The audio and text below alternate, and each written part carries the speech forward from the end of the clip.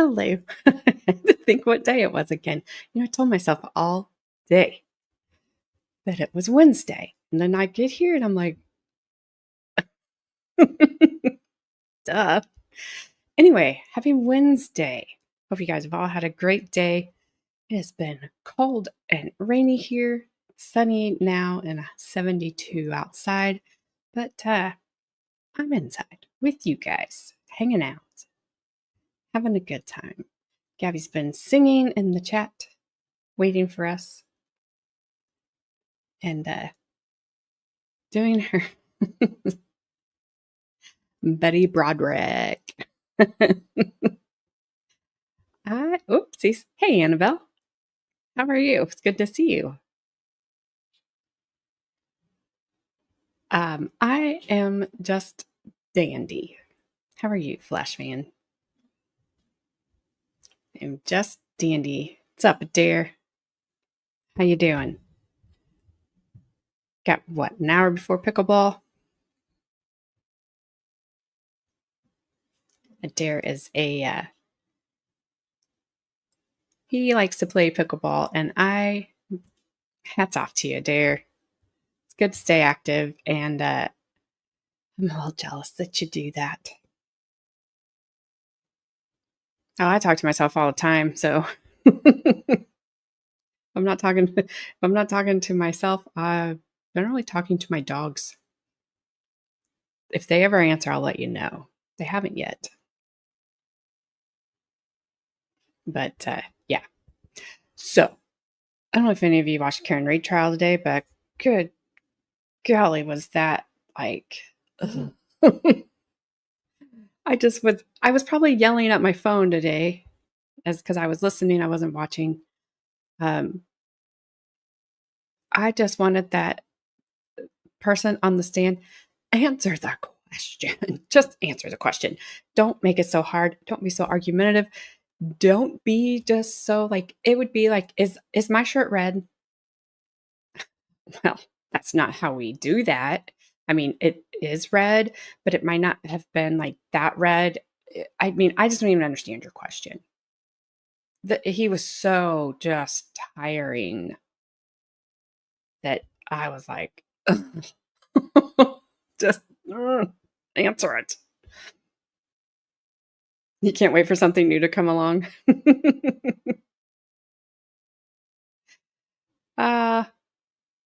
Maybe Adair. Maybe. I just can't with these witnesses that they're like, I just can't. It's so whatever. So anyway, back to Miss Broderick. We watched Dr. Ruth Roth yesterday on the stand.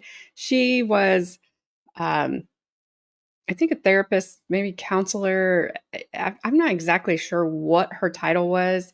At some point, she was trying to help Dan and Betty come to a child custody agreement. That failed, obviously. Then she was, I think, just trying to help them navigate after the divorce was final and just, maybe calm some things down. Obviously, that didn't happen either. She didn't have a lot of good... There was some language yesterday, so holy crap, there was some language coming out of the notes from the therapist sessions with Betty. And I just stopped the stream at one point in time because I wanted to apologize. I had no idea that kind of language was going to be used, and I just did not. And that poor woman on the stand, that poor therapist, she was so uncomfortable every time that she had to say some of the words that Betty used. But chat came up with some really good fun names and to take the place of them, and that was good. So, but I was sharing yesterday that I had read that this is Betty's second trial. Her first trial was a hung jury, not on guilt or innocence, on the level of guilt. So but I had read that this trial that we are watching, because they did not, there wasn't any footage of the first trial, or they didn't have cameras, whatever. I don't know. Sorry. But anyway, they said that the drama and the spark from that trial to this trial was like, it had just came way down. That this trial did not have all the drama that the first trial had in it. And I was like, darn. Also, that I was sharing with them that I read the comments below, because I was trying to find out who the doctor was that we were going to see yesterday. And the majority of the people in the comment section, that was like 13 years old. So that was an old article. But they were the majority of them were in support of Betty. So I was very shocked by that. Because I don't think any of them were innocent. I think they were all guilty. I can't tell you their level of guilt as far as driving each other crazy, just doing things to just absolutely just keep, pushing and pushing and pushing the other person. But you can't get to where you get to excuse unaliving two people. I can't get there. So as bad as what I think everybody was, we'll never know the truth. Two people aren't here to tell us the truth. But even if they were, the truth would still be somewhere in the middle of all of them, because it's like, I always tell everybody, there's not two sides to every story. There's three. There's yours, mine, and then there's the truth. And we just would not get that in this situation. So I don't know, but it was interesting. I went back and checked. According to Wikipedia, the judge in this trial, he's 85, and I think he's a federal judge still, from what I could read, if it's accurate. Good for him. The prosecutor in this case became a judge. I believe she has since retired, and because of this case, when she became a judge, never allowed cameras into her courtroom, I think with the exception of maybe the verdict and for sentencing. So this trial stayed with her through her whole career. And, I disagree with her about cameras in the courtroom, obviously, but it was not my courtroom. What's up, Brandon? How you doing? Your dad is heading to your house to mow the lawn, to mow the dog's part of the lawn. Yeah, the judge is 85. And good for him for still judging, being a judgy judge. Good for him. He was a Night Stalker prosecutor. It's so crazy. I don't know how hung it was.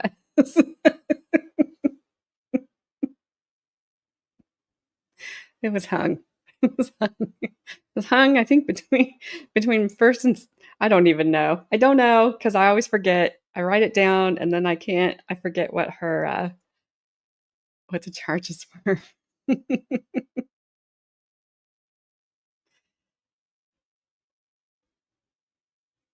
Yeah, I don't know. I mean, OJ was kind of weird, but he would have been after Betty. But yeah, that prosecutor said there was no cameras in her courtroom. Period. Full stop. That's the end of it. There was no discussion. So today we are going to get to see, I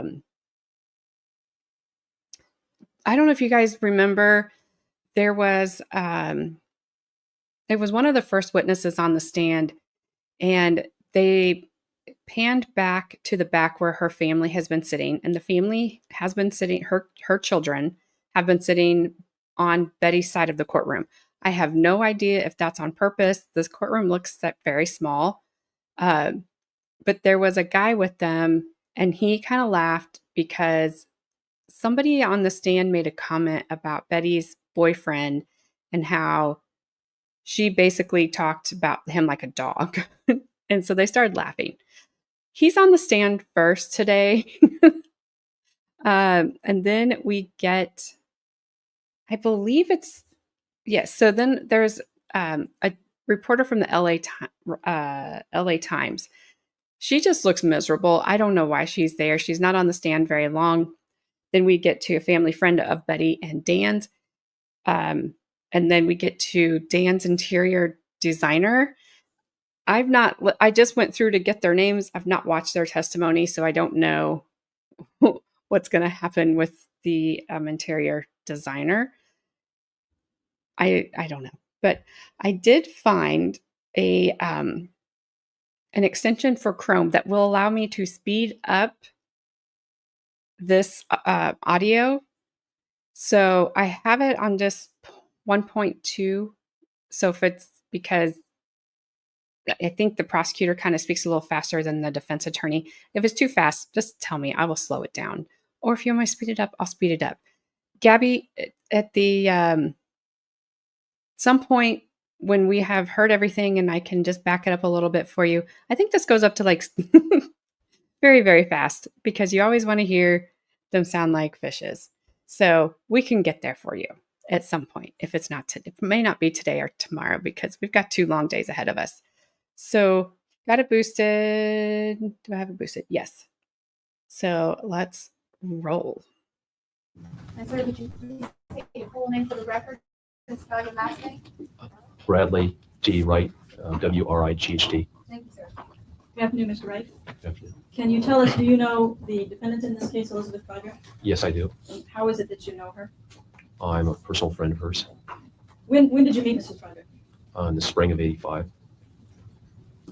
And can you describe your relationship, the nature of your relationship, please? We were friends and we became friends and acquainted when she was living in the La Jolla Shores and have been since that time. Which house was she living in the La Jolla Shores? On Calle de Cielo when you met? No, she was living in the rental house. She was still living in the rental. And did you then at some point get a dating relationship? Yes. And did you have an intimate relationship with her? Eventually we did, yes. Did you ever get to the point where you proposed marriage to Elizabeth Broderick? No, I never did. Did you continue to have a relationship with her up until November the 5th, 1989? Yes. And during the course of your relationship with her, did you often take trips together, for example? Yes, we did. Can you describe some of those trips that you took? Where did you go, for example? We went to New York, San Francisco, Hawaii, Acapulco. Did you go to New Orleans together once? Yes, we did. I'd like to direct your attention to the weekend of November the 5th. On that Saturday, the day before, did you have any contact with Elizabeth Broderick? Yes, I did. How did you have contact? She had called me at work and invited me to come over to have dinner with she and the 2 boys. Do you recall about what time it was on Saturday that she called? I believe it was in the morning sometime. And she invited you to come to dinner that night, is that Yes, correct? yes, Did you agree to do that? yes, I did. Was that unusual or common? No, that was very common. Do you recall about what time it was that you went over to her house that night? It was late in the afternoon, maybe 5 or 6. And when you got there, was there anybody else at the house? Just she and the 2 boys. You're referring to Danny and Rhett. Correct. Were you aware that she had had Danny and Rhett over her house since the night before, since Friday? Yeah, I believe that they've been there since Friday. What happened after you got over to her house that evening or afternoon? Nothing unusual. Just cooked dinner and just sat around and watched TV. Who was it that cooked dinner? Betty did. She cooked dinner for you and the boys and herself. Yes. And did you all 4 of you sit down and have dinner together? Yes, we did. Now, you indicated nothing unusual. Was there anything unusual about Elizabeth Broderick that day? No. She didn't appear to be unusually distraught or upset about anything? No, not to me. After, excuse me, strike that. Was she complaining about anything in particular to you? No, if she had anything she wanted to complain or talk about, she wouldn't complain usually to me like in the presence of the boys. So you're indicating that she didn't complain, didn't make any complaints No. about anything that had been occurring or anything she was particularly upset about? No. What was it that you did after dinner? Oh, we just watched some TV. And that was the group of you with the boys as well? Yes. All 4 of you? And approximately what time did Elizabeth Broderick go to bed? As I recall, it was around 9 or 10. Was that a normal time for going to bed? as far as you knew, for Elizabeth Broderick? It could be sometimes. There wasn't anything unusual about that? No.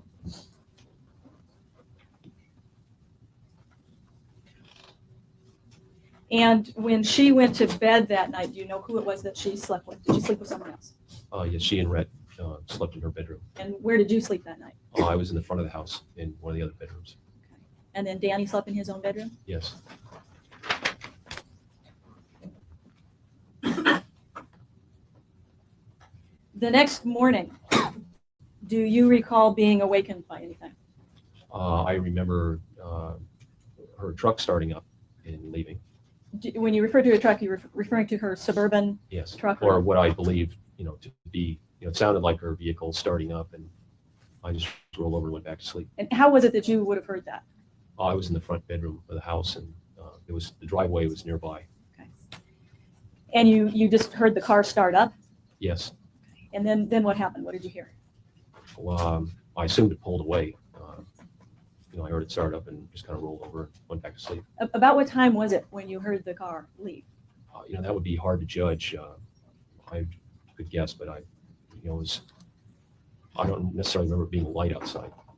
You don't necessarily, was it still dark when you heard the car? Gosh, I don't know. It was early in the morning. I didn't really pay a whole lot of attention.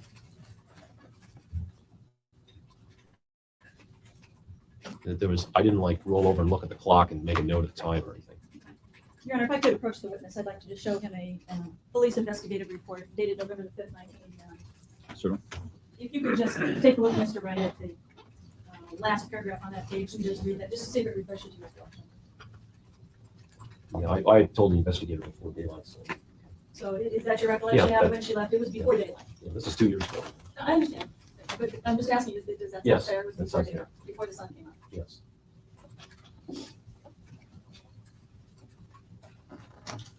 Now, at the time, I take it you didn't necessarily know that it was Elizabeth Broderick that was leaving, or did you? No, I would have no reason to believe it was necessarily her, although she did get up early in the morning sometimes and take walks with a friend of hers. Did she do that in the dark? She did get up early sometimes to do this. By the time they met or something, could have been light. When you indicated that that you simply turned over and went back to sleep, right? All right. Was there something else that occurred then, time later that morning, that awakened you? Yes, Danny came in and notified me that there was a phone call. That someone's on the phone, I don't speak to them. Did you take the phone call? Yes, I did. And who was it? Diane Black called, and Who was Diane Black? Did you know who she was? yes, she was a friend of Betty's. Okay. And what did Diane Black tell you? And she had said something about, remember I was asleep, Danny came in and woke me up, and she kind of said something about that Betty had been over at Dan's house and that there were some shots that had been fired. And she wasn't really sure what had happened, but Betty had been at Dan's house and there had been some shots fired.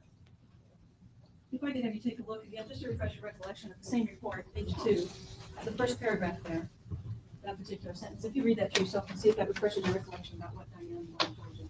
Okay. This is what I had spoken with the police officer. My recollection at the time of the phone conversation, I told the officer that she had shot Dan and Linda in bed at their home. And this was an interview that you had that very day with the police officer. Yes, is that that's correct. So is it fair to say that your recollection on that day was fairly clear? Yes.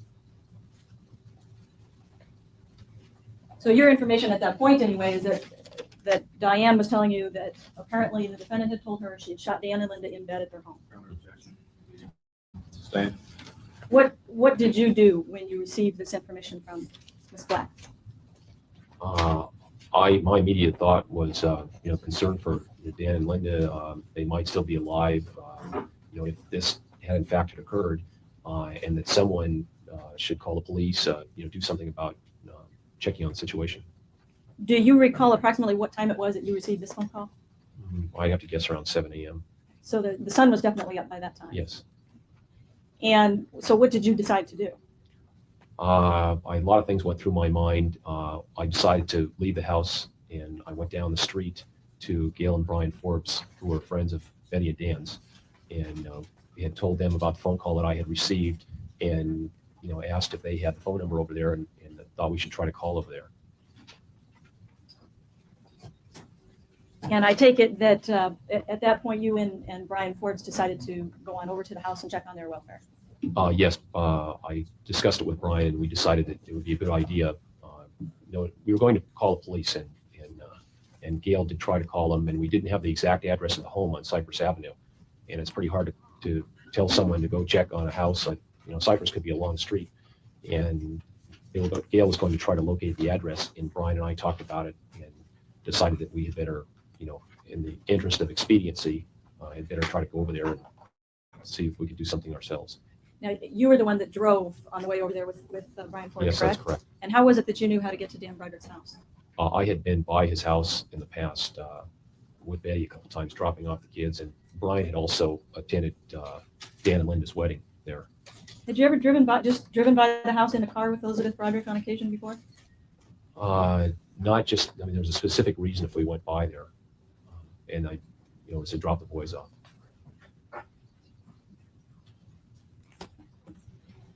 When you arrived at Dan and Linda's house, did you go into the house and ultimately find them?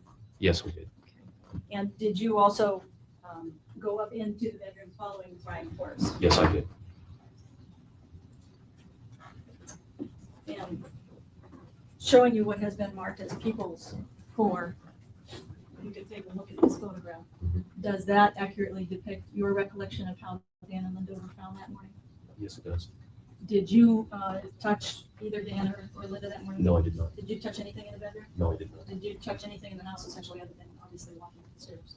Just the doorknobs and the cracks that came around.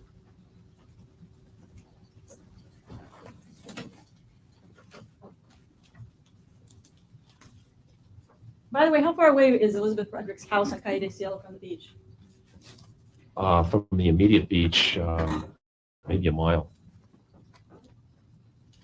So within walking distance? Yes, it is.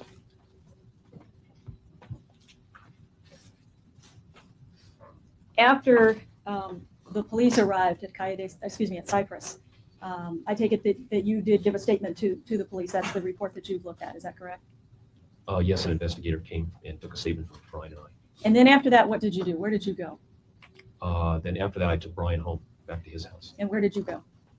And then after that, Mhm. after I stayed at Brian's house for, I don't know, maybe an hour. And on that particular Sunday, I was supposed to sail in a race. And I said to Brian and Gail, the boys were there. There was nothing really I could do. And so I proceeded to go and sail in this race. Did you go back to the house at Calle de Cielo at any point? Not on that day, no. I had no reason to. So after you left to go down to pick up Brian Forbes, before going over to Cypress, that was the last time that you had been inside the house That's correct. on that day. On that day, yes. And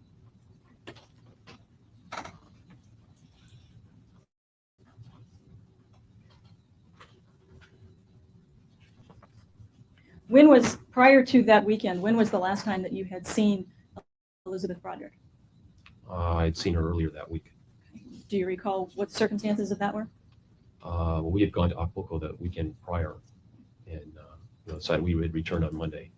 Was that when you went for the weekend, was it a 3-day weekend trip? Like 4 days. And was there anything unusual about Elizabeth Broderick during that time on your trip to Acapulco?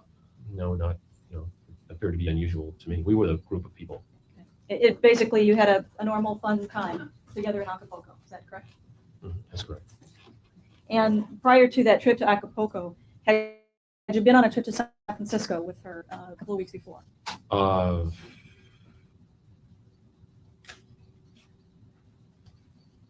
There's a football game that I attend in San Francisco usually every year, and I believe that we went that year, but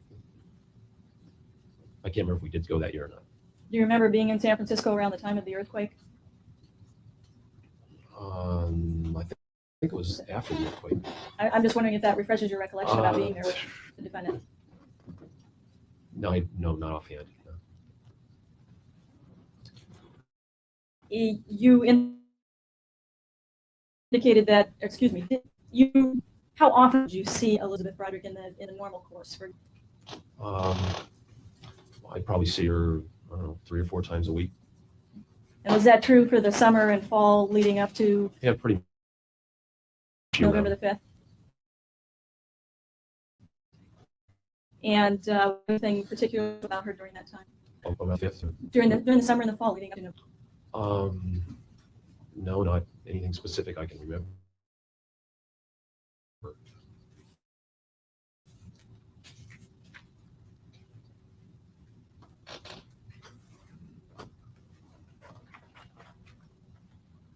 Did you know that Elizabeth Broderick had a gun?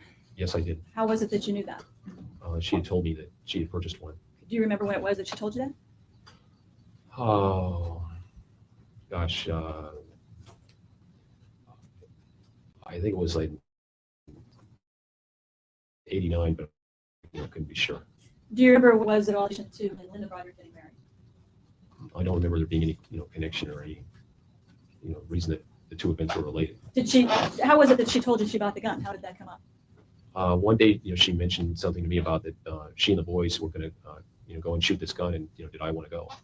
And I was busy that day, and I said no, I couldn't go. So this was sometime after she had bought the gun. She had indicated to you she was going to go shooting the gun. Yes. And was it your impression, or did you get an impression of where she was going shooting with the gun? As I recall, there was a target range somewhere, and she was just going to go over there, somewhere in San Diego. Did she indicate to you any reason for having bought the gun? There was no real reason, to discuss it at all, and I didn't think anything unusual about it. Do you recall indicating that you felt she bought it, or that she indicated she bought it because it was a hobby and she liked to shoot? I don't recall, specifically indicating that. I'll just ask if you take a look at a report that's identified as an investigative report from the District Attorney's Office dated February 26, 1990. If you just take a look at the second paragraph there and read that to yourself.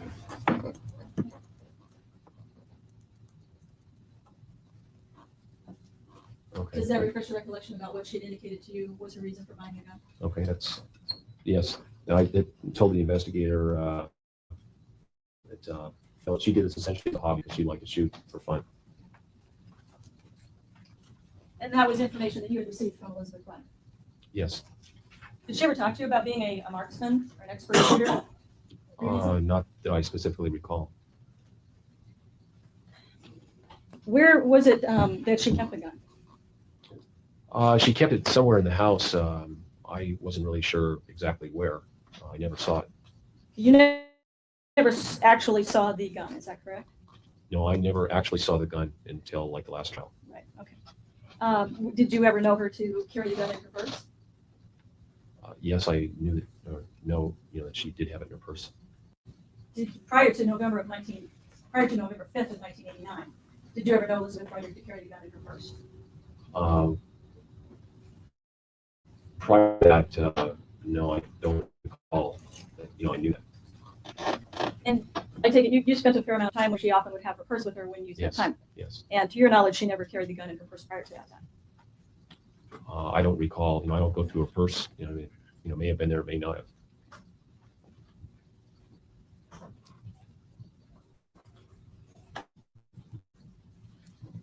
I have no further questions at this time. Thank you. Cross examine.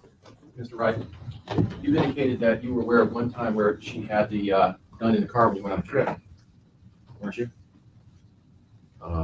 Yes, that's true. And that was where she forgot it was in her purse and left it in your car? Yes. The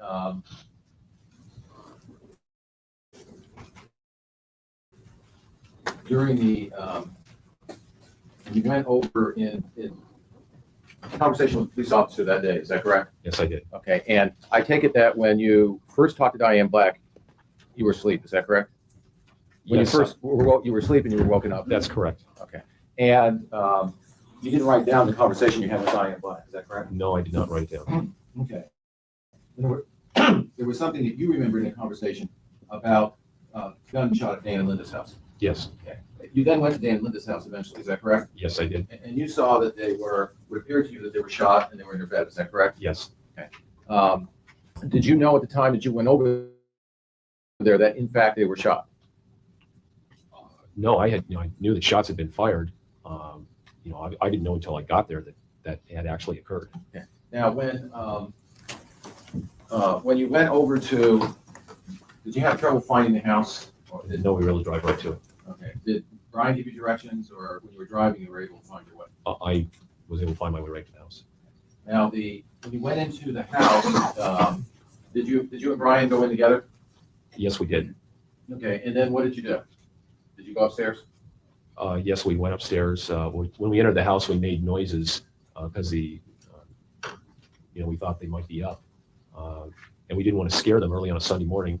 So we went upstairs to see if they were in bed asleep. And that's when we found them. Did you at all, did you go down and call an ambulance? Yes, I told Brian that I would go to call an ambulance. And just about that time, the police had arrived. And where were you when the police arrived? I had gone down the staircase out the front door of the house, and there was a police officer that was walking up on the front lawn. And did Brian come down with you, if you remember, you know? Brian came down, a moment behind me, and directed the police officer up to the bedroom where they were. Okay, now, did you go back upstairs? I did not know. Now, you indicated that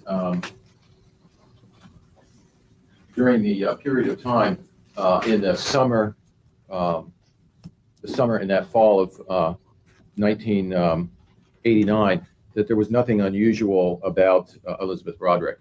Is that correct, that you can remember? Not, from my point of view, no. Okay. Now, the relationship you had with Elizabeth Broderick was one where you pretty much had your separate life. Is that correct? Yes, it is. Okay. And when she was in a, have you ever seen her mood where she appeared to be depressed or crying? Yes, I've seen her that way. Okay. Is it something where she talks to you, likes you to be around, likes to be alone? I know she would not talk to me about, I know she was going through a horrible divorce, and she chose not to share a lot of the details of that. Now, I take it that there was also some fear or some worry about Elizabeth Broderick of whether she was suicidal that day, November 5th? Yes, that's been brought up. Okay. And was it brought up, was that there that morning? Some question of whether she might do harm to herself? Yes, as I recall from that conversation, that Diane had said to me something that, Betty had said to her, that was a possibility. Okay. Now, when you would, so at the time that you were at Brian Forbes' house, you knew that at least Stan and Linda were dead, is that correct? Yes, both Brian and I knew that they were dead. And you knew that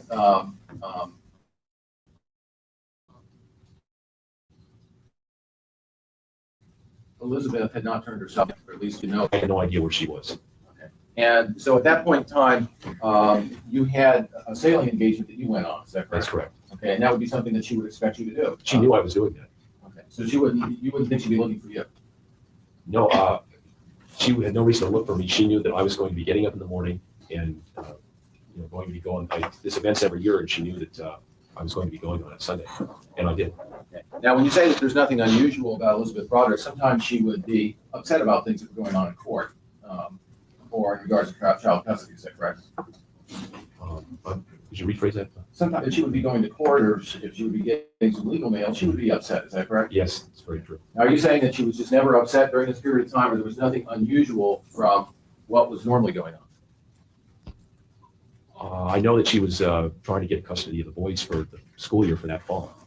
Okay. And I've been very upset that was a matter that was unresolved when the school year began.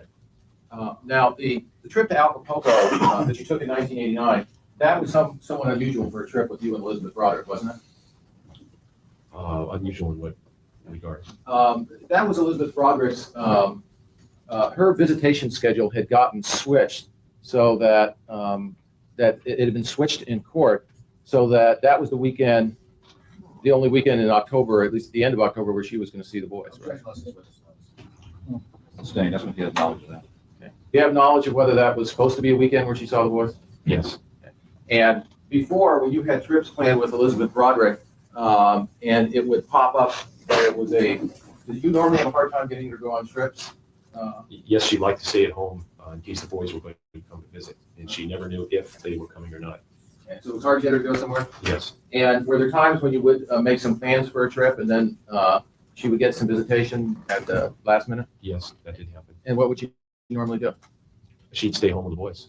Now, had this trip to Acapulco, was it a long-term trip? One that had been made a long time? Yes, we had planned in advance, and she did not anticipate having the boys that weekend.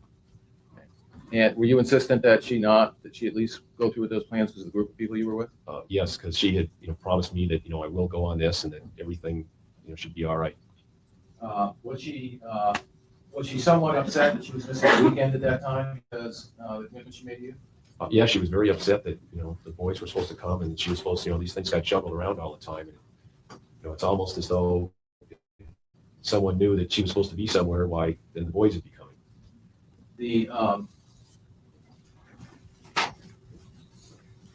Now, I take it you know the sound of the Suburban.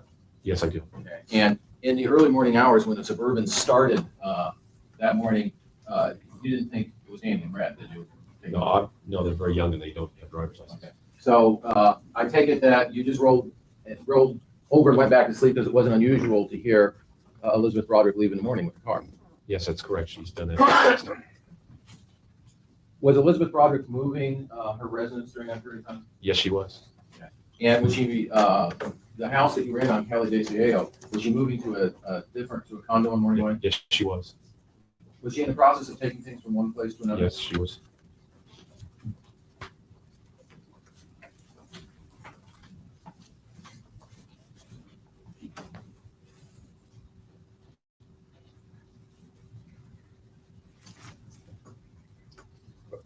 Were you aware of Linda Kolkena breaking into Elizabeth Broderick's home? Objection since that's not been listed. Sustained. The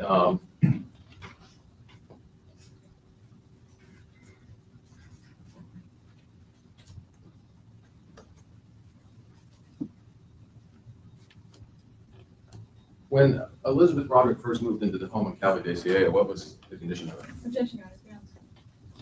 Sustained.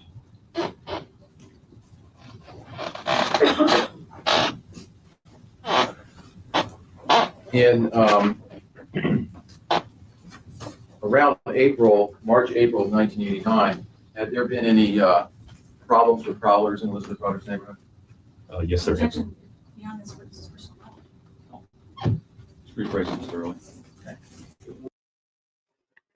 Daddy Short Nuts, I was just thinking that how did he date Betty? Like, he is just so mellow. Did he take something before he testified? Like, he's just, I don't know, maybe. But the mannequin, that's an even better comparison. But yes, Gabby's convinced us Charlie from the Charlie and the Chocolate Factory and Oompa Loompas are coming out of the jury box any minute now. But yet this guy is just like, do something, dude. You dated a woman who was always operating at like 100, and you're operating at just the opposite. I see why it didn't last. Minus the unalivings. We're not talking about that. Were you aware, were there discussions in that household with Mrs. Broderick about problems with prowlers in her neighborhood in April of 1989? Yes. Had there been a problem with stairs breaking down in her home? Yes, someone came in the middle of the night and the staircase broke when they were, I think, attempting to possibly break into the house. Did you know Elizabeth Broderick's other two children, Kim and Lee? Yes. Would you be present over the years when Kim would talk to her mother? Objection beyond the scope of Honor. Same.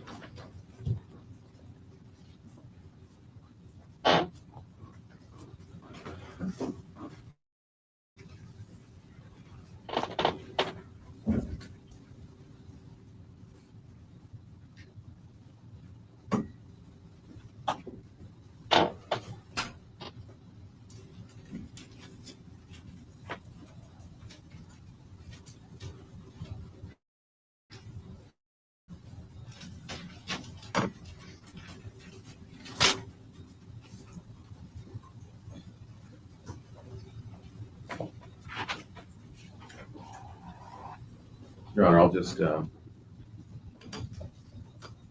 recall the witness in that case. All right, fine. Mr. Wright, Elizabeth Broderick never said anything to you about buying the gun because of these prowlers in the village. She had, in specific regard to the prowlers? Right. You indicated that isn't it true that you indicated she told you she bought the gun because it was a money? Yes. She also had mentioned to me she had a neighborhood friend who had purchased a gun, and that she, like her friend, was a female who lived at home by herself, and she did spend a lot of time home alone. And when was it though that she bought that gun? She got another gun before she bought this gun in 1989, didn't she? Not that I'm aware of. Did you ever take a gun of hers out of her condominium No, after the homicide? no, I did not. If she had had a discussion with a friend of hers about buying a gun, are you aware of whether or not there was a year or two before the wedding of Dan and Linda?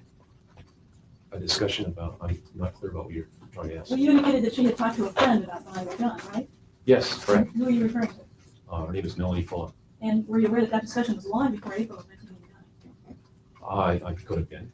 And you don't know whether she did buy a gun at that time? She could have. I don't believe she did, but I guess it's possible she could have. Are you indicating that she didn't share her feelings and emotions with you? She shared a lot of them. I don't know that she shared all of them with me. I thought on cross-examination, you said something about that she wouldn't share her emotions or what was going on with you. Sometimes she would, sometimes she wouldn't. She- I was referring to the divorce proceedings and a lot of the awful things that were going on in her life that she chose not to share with me. She chose to share a lot of it with you, though, didn't she?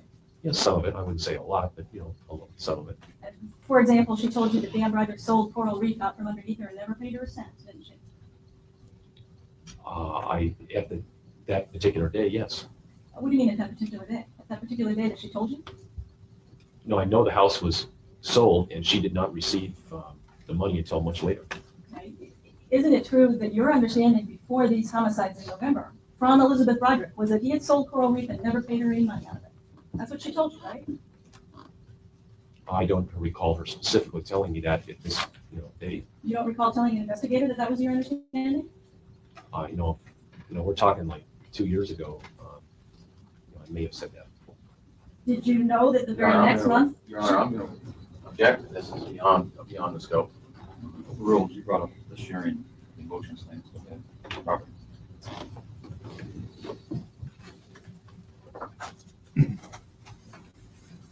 Isn't it true that you told the investigator that Elizabeth Broderick? Ms. Wells, that's not how you do that. Let him read it. Well, I'm attempting to impeach you. Get a chance to read it. Okay. Maybe looking up your page after you read it. Again, Your Honor, showing the investigative report dated February 26, 1990, referring to the second to the last paragraph. Well, the statement I made was he sold the house without her permission and then refused to pay her share. At the time the sale was complete. Well, did you understand that the very next month when the sale was completed, she received more than her share? She never told you that, did she? She was saying she received $127,000 and he only received $47,000. The very next month when the money came in. Your Honor, that's an incorrect characterization. You need to look at the divorce proceedings to see that that's misstates the evidence. No, the objection is overruled. Just rephrase the question without putting the amounts in. What you asked your Honor. Did she ever tell you that the very next month when the money was received for the sale of that house, that she did receive her money even more than her technical share? I don't recall her telling me whether she did or she didn't, and nor the amount.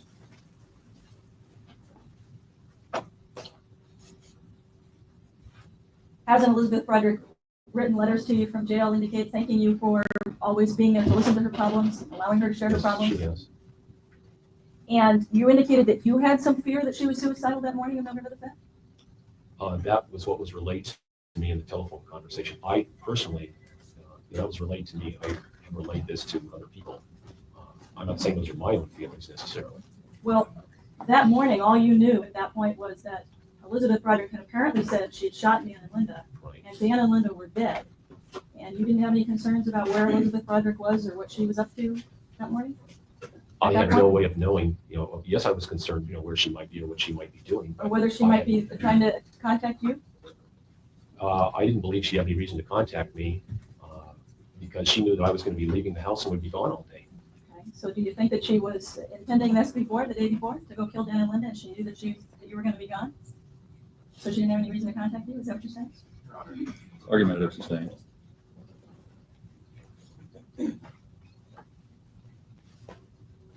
You previously testified that you never saw Elizabeth Broderick in possession of a gun, correct? I never, physically witnessed gun, no. Until the last trial, I never saw it. Okay, and so where did this come from about a gun in a car on a trip? Where did you hear that? Oh, she said something to me about the gun, being, she was gonna leave it in the car or something, I never saw it. When did she say this? I know sometime we were going somewhere and, she mentioned something to me about it. When were you going somewhere? We're gonna leave the car at the airport or something, as I recall. And she mentioned something to me about it. And when was this, Mr. Wright? Exactly, I don't know, sometimes. Approximately.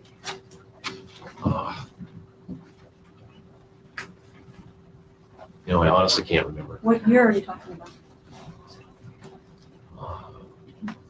I just don't remember, when this happened. Well, when did this recollection come to you about her saying to you that she had left a gun in your car? Much later on. Much later on? Well, later on, After she killed Helen Pickard? yes. And you were going on a trip and she told you she left the gun in your car, took her purse with her? Is that the scenario? As I recall, she had this big purse, and a lot of times she would, put it under the seat or leave it in the car. She didn't always take it with her. Okay, well, so how did the gun get in your car? What was she carrying, the gun? Well, a lot of times, when the boys would come over to her house, she, didn't want them around it, and so she had this habit of putting it in her purse. How do you know that, Mr. Wright? She told me that. Okay, and did she tell you that after the murders of Helen Broderick also?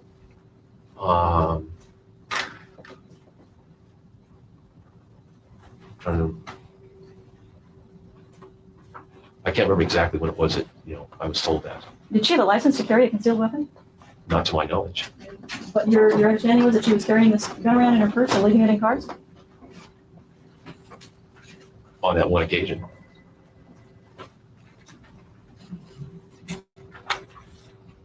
The weekend that you went to Acapulco, were you aware of the fact that that never was Elizabeth Broderick's weekend? That had never been her weekend. Objection, I'll say it's the evidence. Overruled. And, did you know that or didn't you? My understanding was that was, to be a weekend the boys were going to come. Well, the next weekend she had the boys, right? Didn't they switch every other weekend? Not necessarily, no. Were you aware then at all of the visitation schedule and whether or not that weekend when you went to Acapulco was her regularly designated weekend? I believe that, that was supposed to be her. I know that was the weekend that she was not with the boys, and that's why we were going. Okay, so she has the boys, and so you went to Acapulco, so I'm sorry. The visitation got switched around all the time. And my recollection of what happened was that, that weekend she wasn't supposed to have the boys, and then a week or two ahead, when we were supposed to go, then she was supposed to. Okay, It ended up being a conflict. the weekend that you went to Acapulco, she wasn't supposed to have the boys, right? And that's why you set the trip up for Acapulco? Right. And you went to Acapulco? Right. And she didn't have the boys, and the next weekend she did, right? Right, she did have, but the visitation was not always, followed to the T. Okay, but there wasn't any problem with the trip to Acapulco, was there? Well, as I recall, the boys were then supposed to come, that weekend we went to Acapulco. I mean, they were and then they weren't, and this thing went back and forth. Were you aware that her attorney went into court on September the 22nd and they stipulated as to what weekends they were going to have? There was some arrangement. In the past, they were working on these arrangements. And the problem is even though they worked something out, they weren't always followed. You don't know what was going on in court. Is that correct from your own personal knowledge? Yes, And correct. you don't know what the attorneys had agreed to or stipulated to, or whether Elizabeth Broderick had agreed to herself, correct? No, I did not ever attend any of the court sessions. And were you aware that if there was a switch of weekends, it was simply a switch? It was a trade-off switch. It wasn't as though a weekend was being taken away from you, correct? Oh, that could have been. And there was a set visitation schedule, at least a firm court order as of January of 1989, correct? I believe that there was. That doesn't necessarily mean that it was adhered to. Okay. And it wasn't necessarily adhered to the extent that Elizabeth Broderick got significantly more visitation than she was technically required to under the order. Two, right? She could have. Okay. Didn't she have them for a significant period of time in August? In summer, yes, she did.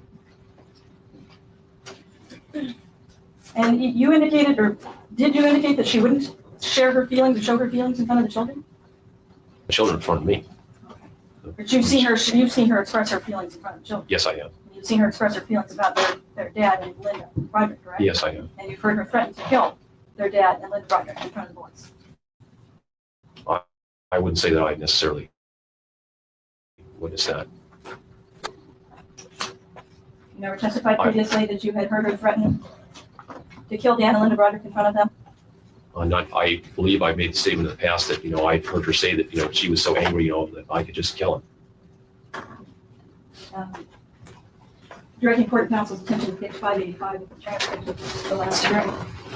If you would take a look at that page, lines 5 through 7 Is this a recording? from the trial. Okay, last time I testified that I had heard that. The question, have you heard her threaten to kill Dan and Linda in front of her children? And you answered, yes, I have.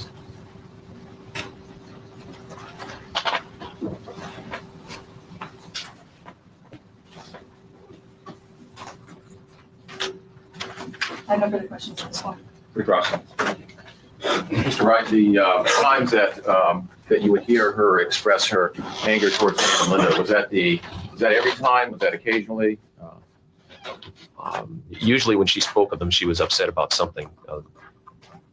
No, Flash fan, that's the weird thing. She just had to impeach her own witness twice. I mean, it's very weird. So, no, the state called him, but she didn't like him, or she didn't like his answers. I hope this fella found a very nice wife and has a very nice life. I have no more to my rhyme. Never mind. But anyway, because even when she like came at him just a little bit and he got like a little bit excited, he's still like, he could yell at you in the nicest way possible. And you'd just be like, okay, well, okay then. It's all okay. I don't know. Maybe he has me fooled and he's just as crazy as she is. So,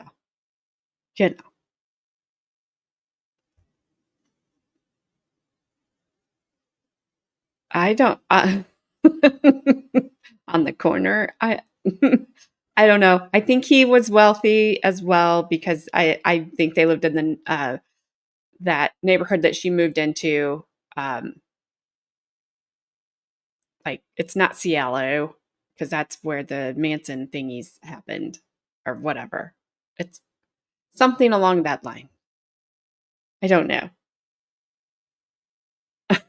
I could count on you to finish my poem. I hope this fellow found a very nice wife, has a very nice life, and has no lies. What's up? I will. I'll check it right now. I have cameras out there. Probably some stray cat out there drinking it. Thanks, Zach. Appreciate the super chat. And it's good to see you. Haven't seen you in a little bit. I know. Driving around. I know. Just cannot find Greencastle. It's out there. I do not think so, Flashman. She found him on the corner of Milkshake Lane and Lollipop Drive. Maybe she found him walking an Oompa Loompa home.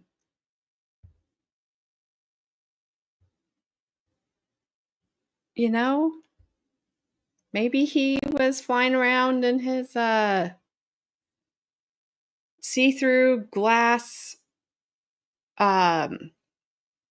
elevator that can go any direction and doesn't shatter into the gazillion pieces as it would in real life. And he saw her from above walking down the street and he thought, she's an angel.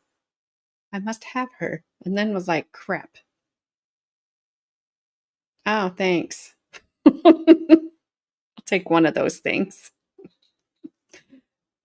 But you can leave the other one with whoever you're cheating with. Jeez.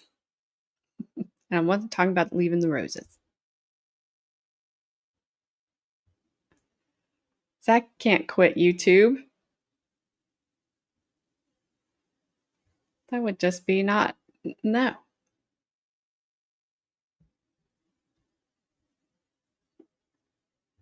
No, you can't. All right. Well, this poor fella is probably bad off the stand. I don't know. I think I would not like him. Like, I think he's a super nice guy, but I think I would get bored. I mean, he did go sailing in the ocean where sharks live, so there's that. Penicillin is on hiatus.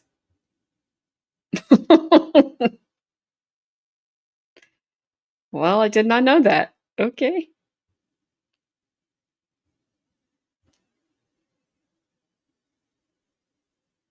Yeah.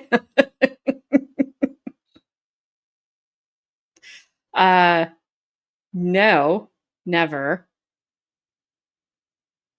I have zero desire to get ran over by a car and get beat up before you run me over because you're dragging me. So, yep, nope.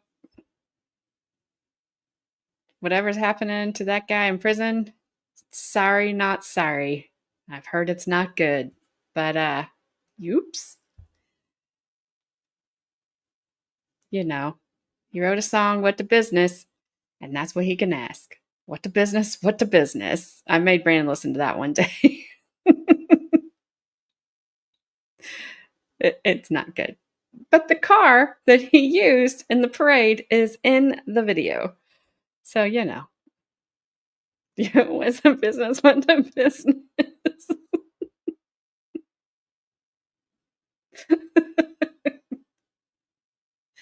Oh my gosh, that was hilarious. Because Brandon's like, what am I listening to? I'm like, just wait.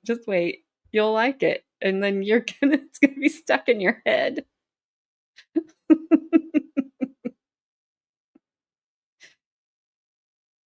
But yeah, no, this guy, he's just too laid back for me. Like, do something. Feel some emotion, dude.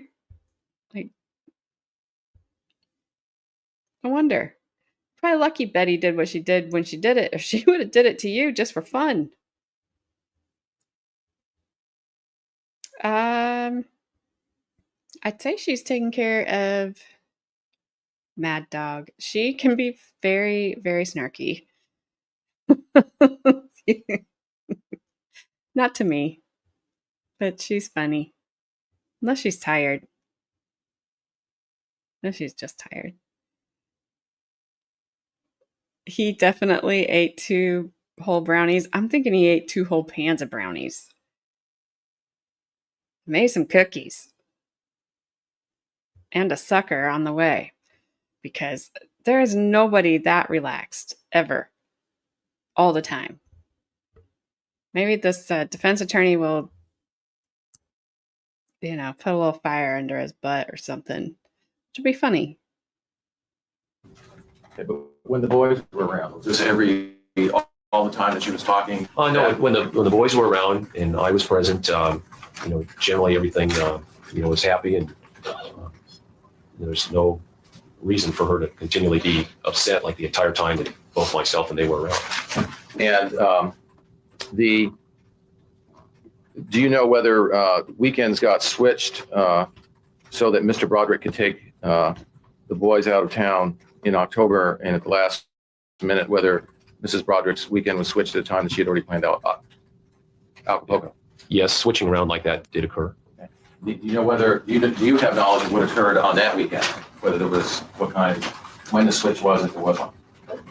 My exact recollection of precisely what happened, I can't exactly remember now, but I still already I believe that. Objection, Your Honor. Believe it's not based on personal knowledge. Stand to answer the question. And Mrs. Broderick told you about the gun being in the purse at the time of the trip, isn't that correct? Yes, as I recall. Okay. And it was sometime, there was some discussion about the gun being in the purse at other times. You're not sure when that discussion was? Yes, that's correct.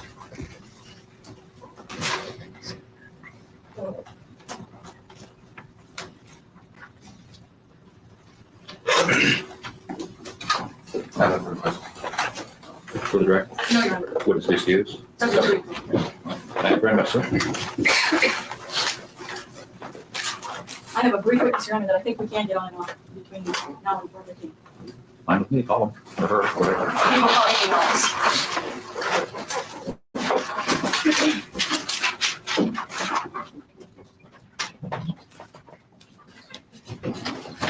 You do solemnly swear the testimony about to give in the matter nothing to this court shall be the truth, the whole truth, and nothing but the truth, so help you God. I do. Would you please have a seat in the witness stand?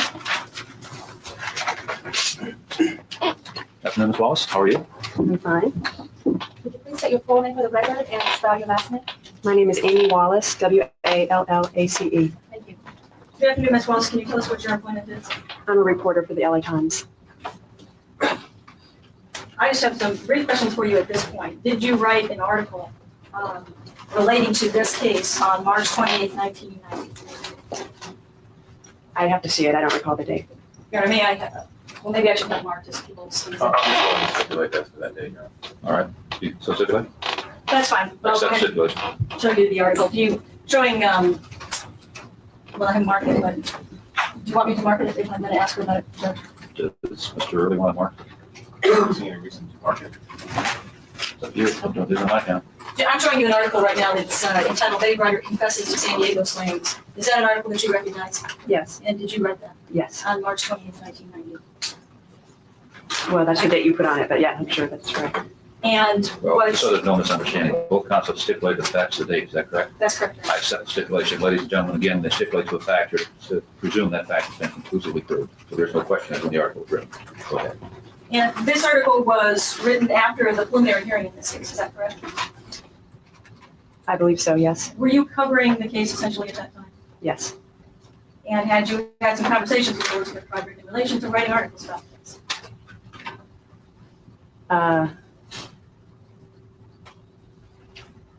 I'd like to speak to my attorney if I could.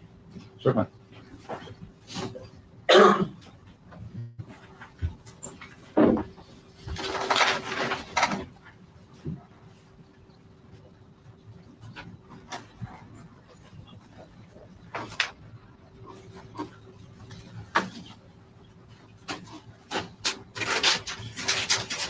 It says in the article that I interviewed her, yes, Okay. You're going to have some of the newspaper's privilege, is that correct? right, Is that why you're talking to your attorney? yes, Not because you feel personally you have anything on it? no, Were you aware at the preliminary, did you go to the preliminary hearing? yes, I covered it, And were you aware at the preliminary hearing that Kim Broderick testified as to the loss of her keys? yes. And sometime after that, you indicated you had an interview with Elizabeth Broderick. Did she tell you anything about where she'd gotten those keys? I'd like to refer to the story if I could.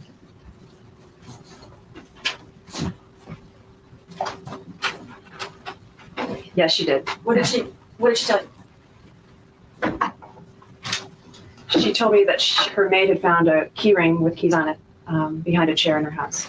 And she was referring to the keys that Kim Broderick was talking about, correct?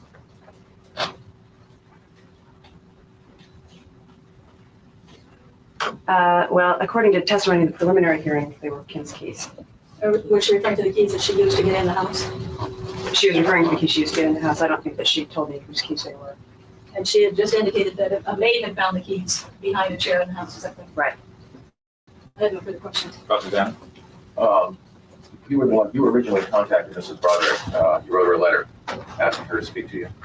Yes. I have none. Redirect. No redirect, Witness excused. subject to redirect. Thank you very much, Ms. Wallace. Ladies and gentlemen, we'll take our afternoon recess at this time. Please remember the admonition not to discuss the case among yourselves, nor allow anyone else to discuss it with you, nor form any opinions until it's finally submitted to you. Have a nice evening. And ma'am, could you please state your full name for the record and spell your last name? Helen Pickard, Pickard. Thank you. Good morning, Mr. Card. Morning. How are you? Can you tell us, do you know the defendant in this case, Elizabeth Broderick? Yes, I do. How is it that you know her? I've known her for about 14 years. We had our children in the same school years ago. Known her socially and in a lot of situations. And When was it that you first met her approximately? 1977. And was that while she was living on Coral Reef? Yes, And at the time married to Dan Broderick? yes. Did you get to know Dan Broderick as well? Yes. Can you describe when you indicated that you knew her socially? How was it that you knew the Brodericks? We were all kind of in the same age group, and Betty had many Christmas parties and Easter parties and dinner parties, and I would have them and back and forth socially in that aspect. Okay. And were you married at the time? Yes, I was. And would you and your husband often visit at the Broderick house? Yes. And vice versa? Right. Did you have the opportunity to see the children interacting with their father, for example? Yes. And how would you describe what you observed about their interaction with him? Dan was seemed to be a very protective father. He was very interested in their activities and their academic life. I went to parents' nights with him at Stella Mars when Lee and Kim were there, and my daughter Beth. He was, I remember him on Saturday mornings and the kids playing in the yard while he mowed the yard. I saw nothing out of ordinary. I thought he was, in my estimation, a good father. Did the children ever appear to be afraid of him? No, never. When you socialized with the Brodericks during that period of time, early on, did Elizabeth Broderick ever talk about Dan Broderick in front of you or in front of other people? Yes. Okay. Can you describe how she would talk about Mr. Broderick? When it came to Dan's professional life, Betty spoke very highly of Dan. When it came to him as a person, she did not speak very highly of him, and she said embarrassing things. And it was at times it was uncomfortable at dinner parties when she would refer to him, and it just seemed to be Betty. It just seemed to be that was their standard way in which she talked about him. When you say she would say things that made other people feel uncomfortable, can you give an example? She used to have a funny expression where she said he couldn't pass a mirror, which meant he was conceited. She used to call him a derogatory term that was rather offensive. She used to call him a fag on a regular basis, and it was offensive to me. And I remember calling her on it and saying, "Stop this." And she said, "Oh, it doesn't bother him." And it just continued on, and he just kind of lived with it. How would you describe Elizabeth Broderick's personality? Betty is probably one of the most kind of charismatic people I know. She's probably the most intelligent women I know. Her capabilities are, I don't think there's anything that she couldn't accomplish in a career world or anything. She was an excellent hostess. She was a fabulous cook. She had a rapport with people where she was very, I think that she had a sense of caring about other people. Did she appear to have a strong personality, or was she? Yeah, she was a very strong, dominant person. Yeah, she was much more dominant than Dan. She definitely was in charge. Did she ever appear to be afraid of Dan? No, never. Were you aware of the fact that at some point that they separated, the marriage broke up? Yes. Okay. And at some point the Broderick children were living with Dan Broderick? Yes. Do you recall, did Elizabeth Broderick ever tell you why it was that the children were over there? I remember a conversation with her. They'd left Coral Reef because of the split in the cement foundation, and so they were living in a rented house. And I think that Dan had left by that time. And her strong statement to me that I can recall is, if I can't be Mrs. Dan Broderick, then he can have the kids. And that seemed to be the way it was going, and it seemed to be her decision.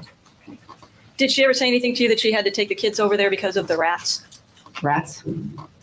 Take the kids where? Over to Dan Broderick's house because of problems with rats. What house are you referring to as Dan Broderick's house? Coral Reef house? No, I mean, we all have rats in La Jolla. If you have ivy around your house, you have rats in La Jolla. It's a real problem of roof rats. And I don't think that rats had anything to do with her having the kids live somewhere else. Did she ever express that anyway to you? Did she ever say that? Never. Was there a... What the heck's a roof rat? That sounds horrible.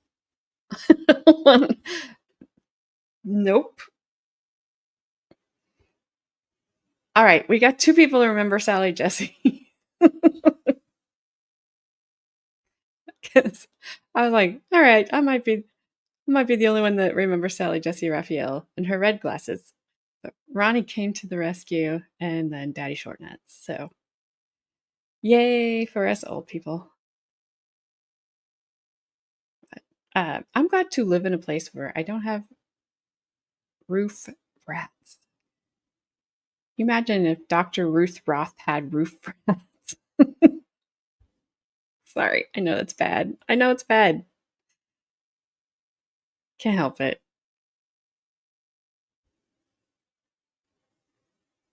A roof rat. A roof rat is when rats put a new roof on your house.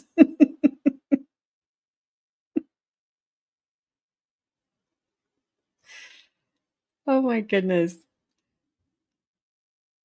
Yep, she always had her red glasses on. And I just noticed, I think the court reporters had red glasses the whole time, but she has a red shirt on or red blazer, whatever. I haven't seen her top part yet, but her red glasses stood out today. I remember encyclopedias too. Kind of sucked when you were trying to write a report and your encyclopedias were outdated. It's like, well, that's what it said. That's what it said happened in 1962. Can't help it, it's 1982. Couldn't go to the library last night. Jeez. That's all I have. Yes, says the vintage one.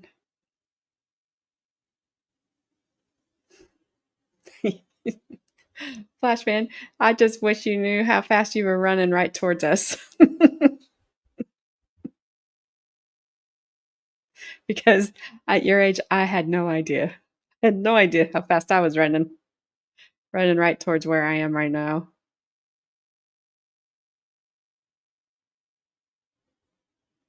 CD-ROM. Oh, I remember those. Oh my goodness. I think we bought, right after Brandon was born, I think we probably bought like the last set of encyclopedias being sold door to door. Because we had them.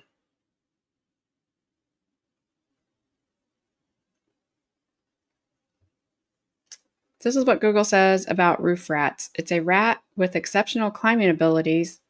Ugh. And a tendency to find shelter in the upper parts.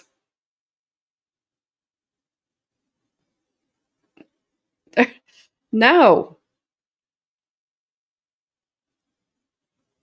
Is it though?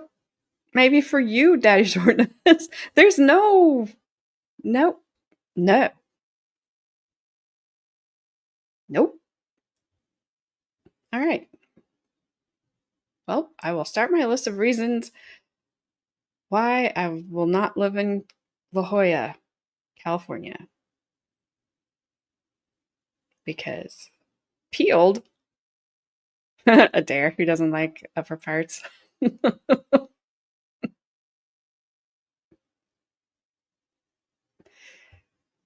Try to go door to door now and you'll be lucky if you don't get peeled. I don't want to get peeled either. What's happening?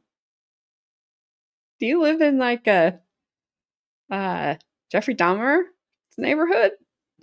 What's happening? I don't want rats nesting anywhere. Anywhere. Nether, uppers, no. That's just, it gives me the, ugh. It gives me the heebie-jeebies. No. No.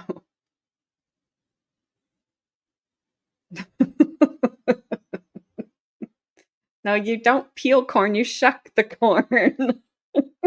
Come on, Gabby, get with it. Peel the corn. All right. Back to see if doves really do cry when they fly out of this lady's hair. A period after the Brodericks separated that you went through your own divorce. Yes, it did. And was there a period of time there then that you didn't have as much contact with Elizabeth? Right, about 3 or 4 years, I was involved with my own life and building up my business, and my marriage was kind of deteriorating, and I was getting on. I have 3 children also, and so I would hear things, but I was not in any contact with her for a couple of years. And then was there a period of time when you got back into contact with her? Mm-hmm. It was about in 88. Okay.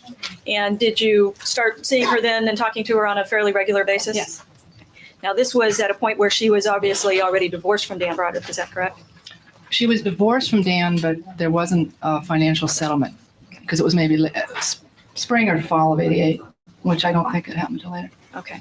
But they were living separate and apart. And Oh, yes, had been for quite a while, a couple of years. during that period of time when you started seeing her again, and did you do things with her as well during that time? Yes, we did. We went to lunch, and I would stop by and see her. I get up early in the morning like she does, and I would drop by on my way back from some of my jobs and have coffee with her. Did she ever talk to you about the divorce situation? Yes, all the time. Okay. Did she ever talk to you about her feelings for Dan and Linda? Yes, continuously. How would you describe how she felt about Dan and Linda? Well, she hated them, both of them. She did not speak highly of them. I mean, there was nothing positive that I could possibly say that she said about them. You've been through a divorce yourself. I take it you've known other people who've been through a divorce? Yes, many people. Okay. Was there anything different about the degree of her hate that you noticed? Yeah. I'm going to object and call for conclusion, speculation. How would you describe the nature or quality of her hate? When you say she hated them, if you had to rank it on a scale of 1 to 10. I'm going to object and still call for conclusion, speculation. Overall, that's an opinion lay witness can draw. Go ahead. On a scale of what? Scale of 1 to 10. I'm just using that as an example. How would you? Oh, she's obviously over 10 plus plus. I mean, there was no doubt in my mind she really hated them. Did she talk about them just occasionally or often? Continuously, to anybody. Okay, what do you mean by that, to anybody? On one occasion, I had a party at the beach club, and I invited her, and I had some family friends in my family, different people, and I just kind of begged her, just keep her mouth shut. I mean, for God's sake, just don't talk about this divorce. Which of these people aren't into this? And she would. She'd find some poor old lady that was sitting there and sat next to her and told her the whole thing. And that was a continuous problem with Betty. We just couldn't seem to get her to let go of the whole thing and get on with it, or to keep it to herself, because it was getting very old, and everybody's very sick of it. Did you talk to her about moving on with her life and putting it behind? Absolutely, all the time. What was her response? She didn't hear you. She heard me once, I think, because I wouldn't let her interrupt me. And I told her that she had to stop. She was losing friends, and she was becoming boring, that no one really cared. And it was time. And she could do anything she wanted to do in life. And it was time to redirect, refocus.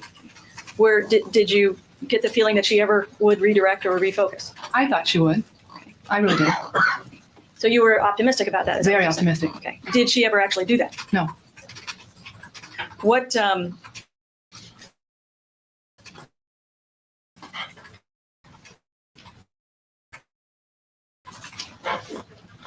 kind of terms? Was this with you as well as with other people? Yes, with me and my children. I mean, it was just part of Betty by that time. Did you ever ask her not to do that? Yes, and stop calling that and redirect her off subjects or redirect her out of a situation where there were younger kids, or it was just got to be the point where it was so rampant it just didn't hear it anymore.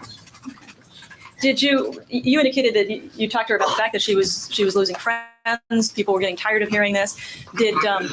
Did she lose you as a friend, or did you continue to be a friend? No, I don't think she lost me as a friend. I think it was one of the last of them. People were just didn't want to be around her. I remember in '89 asking another friend if they would invite her to the Jewel Ball because I thought that would be fun. I'm going to object. Call for hearsay. Overall, it's personal knowledge. She has somebody to invite her. Go ahead and answer that. I asked another friend also if she invited her to sit at the Jewel Ball table, and she said no, we couldn't stand it. We couldn't take it. Your Honor, that's what hearsay is when you bring that. That part is strict. That's what the other person said. The part that she asked somebody else to invite her to Jewel Ball stands. Go ahead, ask another question. Did when you talked with Elizabeth Broderick, did she ever take responsibility for the success that Dan had achieved? Yeah. Okay, can you describe? She made him what he was, professionally. And this is what she related to you? She always did for years. Can you elaborate a little bit? Well, she dressed him. She picked out his clothes. She did. I remember when he changed from decorator to his own firm, she did all the furniture selection and beautiful things. She had excellent taste. She had a tremendous talent. She had an interior decorating license. She had a real estate license. She was extremely capable woman. I don't know of anybody else that is talented and gifted as Betty Broderick. Your Honor, if maybe we could direct the witness to answer the question. She answered the question. If you want to object once if the answer's too long, object at that point. Your Honor, I would object. Your Honor, there's going to be a speaking objection. No speaking objection. Ask another question. Go ahead.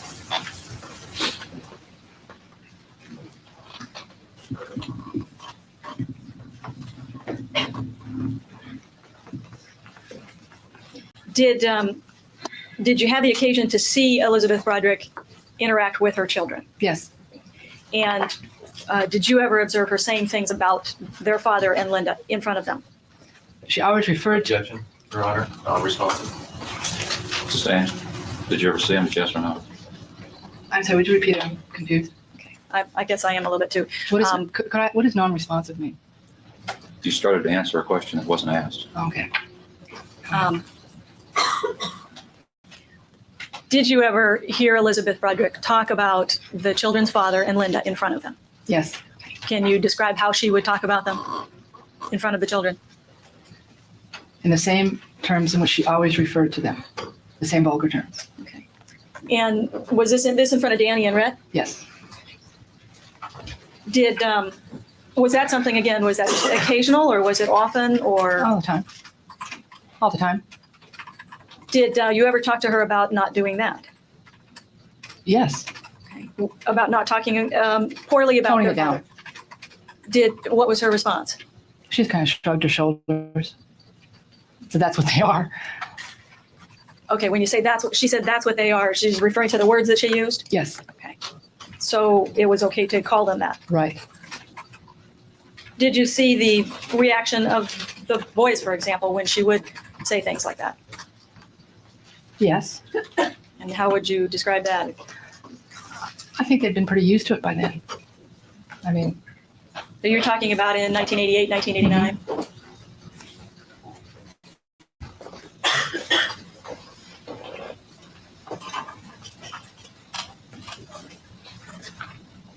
Did she ever tell you how she felt about the house on Coral Reef? yes. What was her feeling about the house?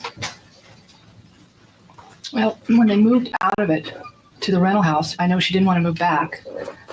She felt Coral Reef was a track house and that they were doing very well financially, and she wanted to live in something that was more suited to their financial background or their income. Had they been looking for other houses? Oh, for years. So did there appear to be any emotional attachment that she had to the house on Coral Reef? No, I would not say so. No, she was ready to leave Coral Reef. Did she ever talk to you about the fact that she had been in jail after being arrested or after a contempt hearing? Yes. And did she describe what her attitude was about being in jail? I don't think jail was very traumatic, so I don't remember being concerned about her stays in jail. How did she describe it? But she'd just gone to jail. Spent 3 days, 5 days. It just wasn't. It was just like it was not a problem. It wasn't something that she expressed to you. Objection, asked and answered. Leading. Sustained. Was it anything that she expressed to you as being tremendously Your Honor, objection, distressing? asked leading. Reaction. Sustained. Do you recall her using any particular words to describe jail? No. I don't know whether she described it or whether, no, she did describe it. Kind of related it to being summer camp. You know, like 6th grade summer camp sort of thing, you know, away from everybody, away from everything. That's what I had the impression that it was not a problem.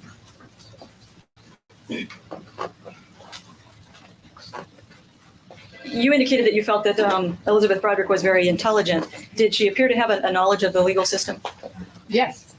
And what makes you say that? Well, just her vocabulary of understanding all the procedures that went along with her divorce and her custody, and she taught me what they all meant. I always had to ask her. So she explained what different words meant. And she was very good. I mean,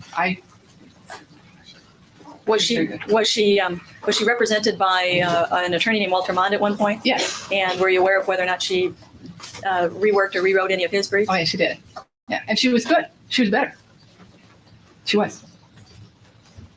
By the time that you started seeing some more of her in 1988, what was the state of the Calle de Cielo house? How would you describe that house that she was living in? Beautiful. Excellent. I mean, it was gorgeous. Okay, was it furnished at that time? Oh, yes. It was fully furnished and had a swimming pool and a rec room that she just built or had built a while back. And it was beautiful. Excellent. She's beautifully well taken care of. Now, sometime in January of 1989, did you become aware that the divorce judgment became final? Yes, the financial part, yeah. And did she talk to you shortly after the judgment? Yes, What was her attitude about that? she was very unhappy. It wasn't enough. What was she unhappy about in The particular? financial settlement, Was she angry about it? very much so. Did she tell you how much she got? What her monthly payment was, for example? In the beginning, she didn't. I think I'd asked her and she didn't tell me. But then several months later, she was kind of ranting on about something and she mentioned it, Okay. what she was getting. So at that point, she mentioned that she was getting the $16,000 a month. Right, correct. But earlier, when you had asked her, Right afterwards, after the hearing, she didn't tell me. was she at that point after January of 1989, when the judgment became final, did she appear to be upset about the children or the custody situation? No, that wasn't part of the January hearing at all. That wasn't an issue. As far as what she was telling you, it wasn't an issue with her. No, it was not part of. No, she was not concerned about the children at all at that point. What can you describe Elizabeth Broderick's general attitude about money? Yes, it was very important to her. Money was a very strong focus, the focus. And why do you say that? What makes you say that? Well, she always talked about how she didn't have any, and that all she was getting was $16,000, and it was a real years ago. I mean, it was always what things cost and how much it cost. And so Betty was very materialistic. But that was Betty. I mean, she always was. Was she complaining that you indicated that she was complaining she didn't have any money, that she was broke? She went through times when she was always complaining that she couldn't make ends meet. And I think her house payment was about $5,000 a month, and she didn't have much left after that. And yeah, it was an ongoing thing with paying her bills and her charge cards and different things like that. Did she appear to be spending money at the same time that she was complaining that she didn't have any? Yes, all the time. That's why you didn't really take it too seriously. And what do you mean? I mean, what was she spending money on? Well, she'd spend money on things that made her feel better. Jewelry, very, very nice clothes. She had a lot of nice clothes, and she would buy 2 or 3 outfits at a time. And she just always dressed nicely, and that was so important to her appearance.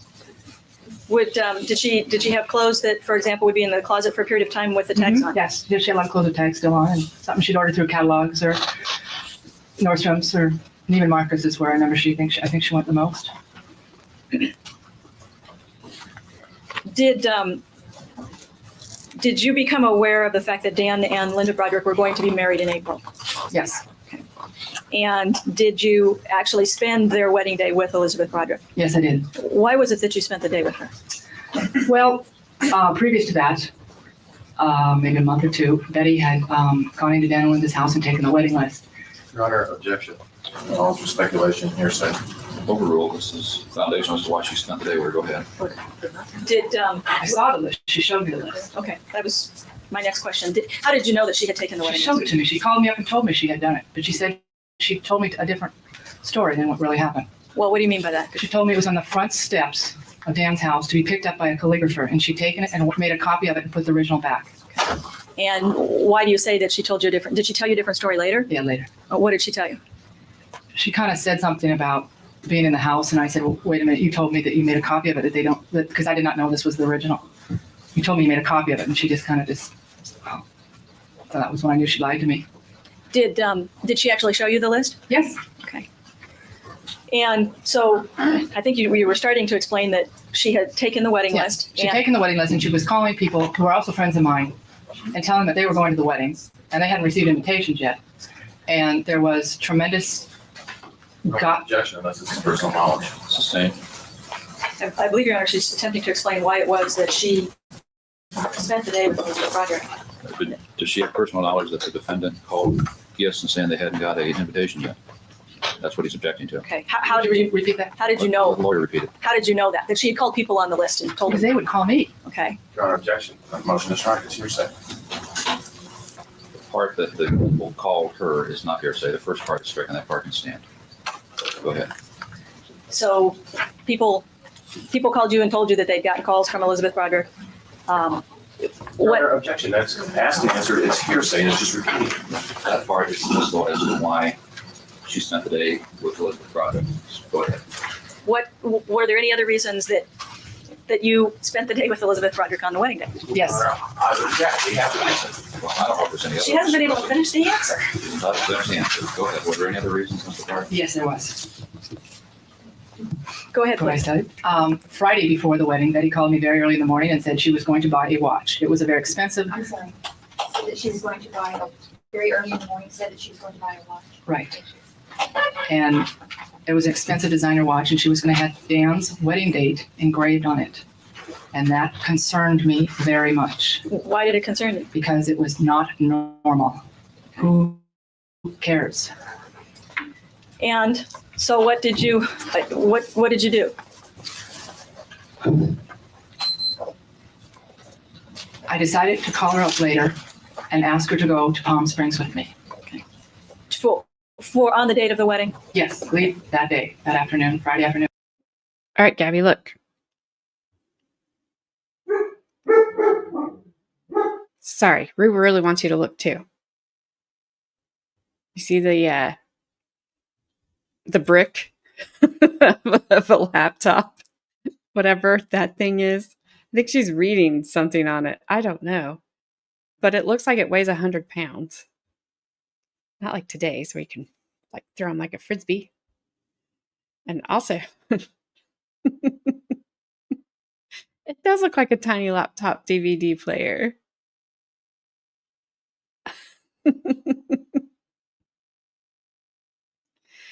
Is that you're probably right. You're probably right, Daddy Shortnuts. Yeah, Gabby, when you didn't respond when I put Linda can't hear, whatever I put about Linda not listening anymore, and you didn't respond.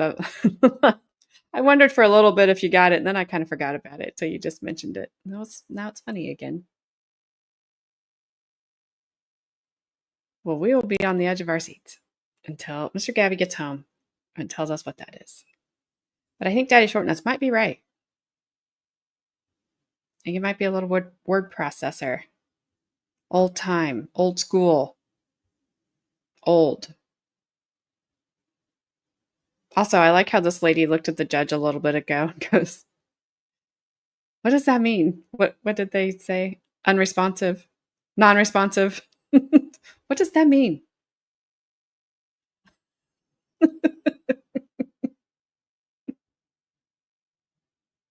Well, who the F is Dan? I worded it nicely. I could have worded it a little edgier, but I decided not to because I didn't want to offend anybody, because that's just me staying on the side of nice. One day I'll jump over to the side of not so nice. Maybe. I doubt it. I might. It's in there somewhere. And to spend the weekend out of town. Okay. And what was her response? No, she did not want to go. Okay, what did you do next? So then I said, well, I'll come over. I did not have my children that weekend, and I was going to spend the Saturday and Sunday with her. Why did you want to spend the day with her? I thought it'd be a very tough day for her. I also didn't want her to do anything that she would regret. Did you spend the full wedding day with her? Yes. Okay. And did you set up any particular system with anybody who was at the wedding? Right. Yes, I did. Can you describe that? I had to use a beeper through my work, and I had another beeper, and I gave the other beeper to someone else who I knew was going to the wedding. And if Betty, who really is her own person, was going to go there, she was going to go there, and they beep her and say, hey, she's not with me. Okay. So were you concerned about the fact that she might go over to the wedding and do something? Oh, very much so. Did Elizabeth Broderick ever tell you of any instances where she had gone into Dan and Linda's home? Yes. Can you describe those instances that she told you about? The one that I remember the most was when they were in Greece, and it was in September of '89. What did she say about going into their house? That she had been to the house and had gone in it, and she described it to me and was reflecting on the fact that it was her taste, that the house was decorated in her taste. Okay. Did she indicate that she had gone through the house, through the rooms, Yes, and was simply commenting on the decorating of the house? yes. Can you describe her demeanor? Was she angry about it, or I think she was frustrated by that. and what makes you say that? So Daddy Short Nuts, I think she had threatened. So she's allegedly had stolen the guest list, and then I think she had threatened to go to the wedding and put a bullet in Dan's head. I think that was her words, allegedly. Who the F is Elizabeth? Well, her Betty's name is Elizabeth Broderick. I don't remember the middle name. Arthur's. Yes, I believe her formal name, her given name is Elizabeth. She's Betty, not Beth, or Liz, or Eliza. That's all I can come up with.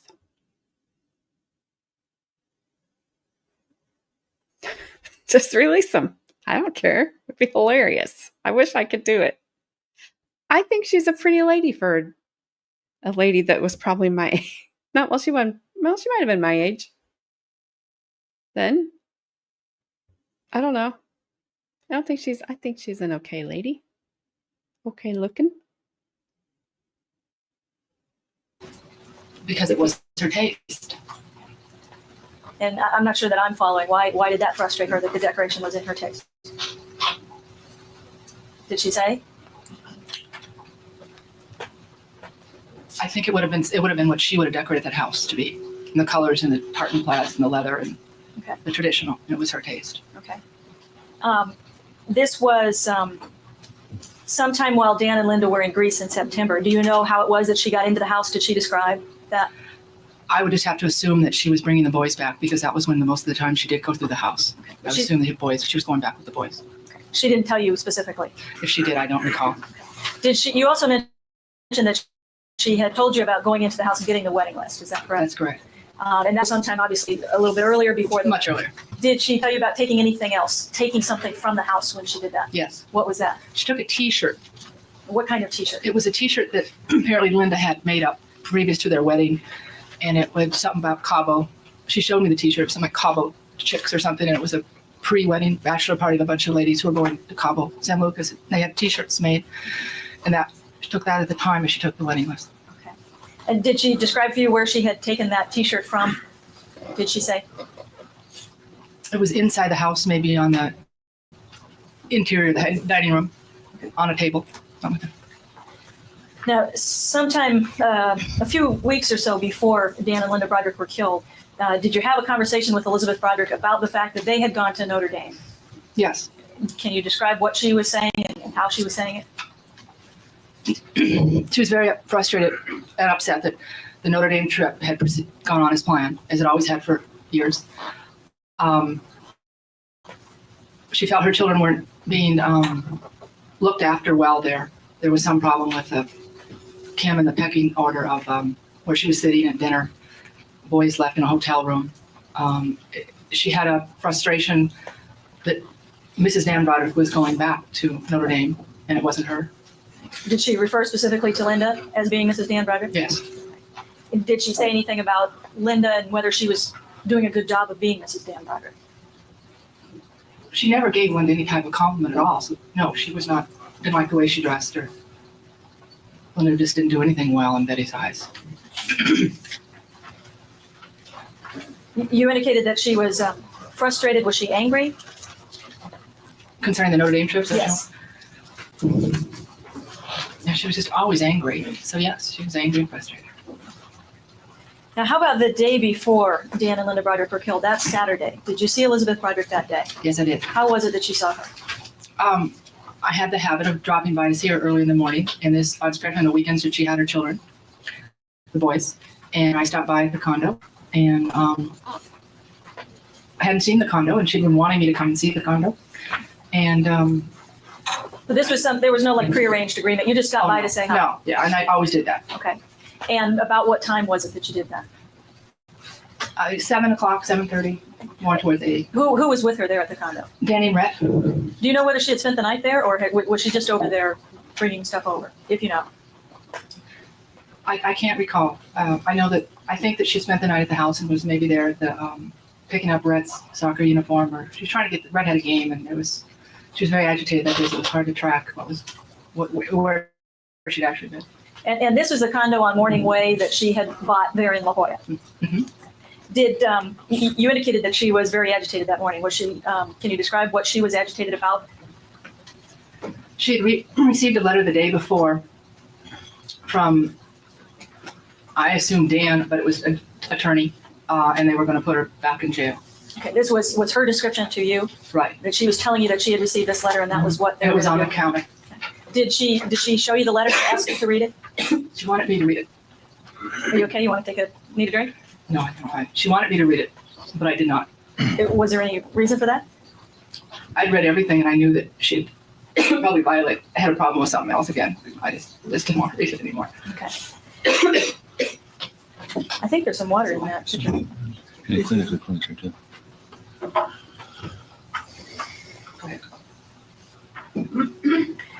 She's probably like, I need a glass of water, not a Dixie cup, and just turns the pitcher up, takes a big drink. That would have been hilarious because she's coughing her head off and she gets a little teeny tiny Dixie cup of water.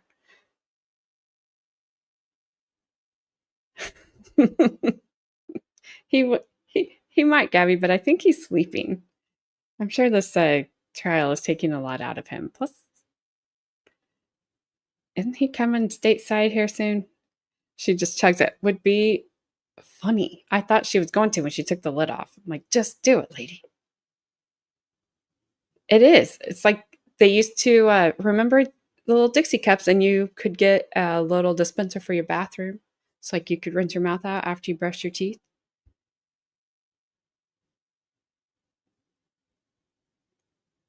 Mine doesn't give you a cup anymore. They just spray water in your mouth and then they suck it out. It's like, holy crap.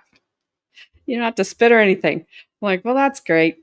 Because I'm not very good at that. Like, oh, just went down my whole face. Good for me. Other than indicating that she was angry about receiving this letter the day before, did she say anything? Was she angry about her financial situation? Did she say anything about that? She had been to the accountant, I assume the day before, and after she sold the house, the other house in La Jolla, paid off her taxes, her back taxes, and it was income tax.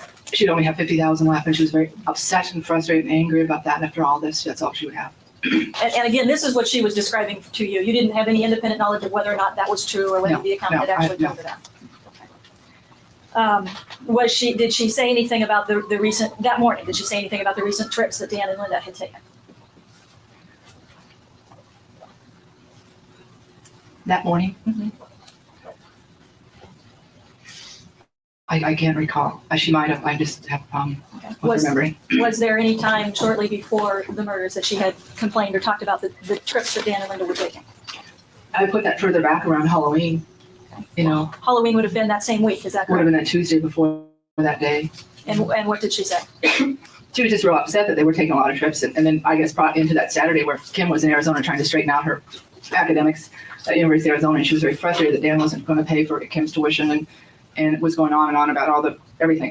That particular day talked about an awful lot of stuff. And Was she, when you say she was going on and on, that particular day, what was her demeanor when she was discussing all these things? Extremely upset, extremely angry, livid. Did she say anything about Linda? Yes, she said Linda was the last.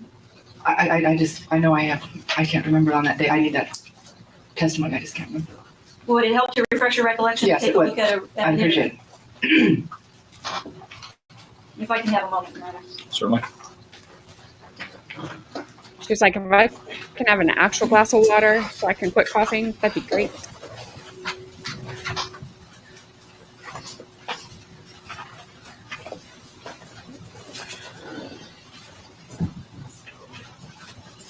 Do you recall Ms. Pickard giving an interview to a district attorney investigator back on November 27th of 1989? Yes, I assume that's that day. short, so a couple of weeks after these events. Yes. And if you take a look at that report, Who wrote the report? dated November 27th, 1989, written by investigator Bill Green, and referring to page 4 of the last paragraph. Can you read? I mean, not can you read, you need glasses. I need my glasses. I'll try and look this.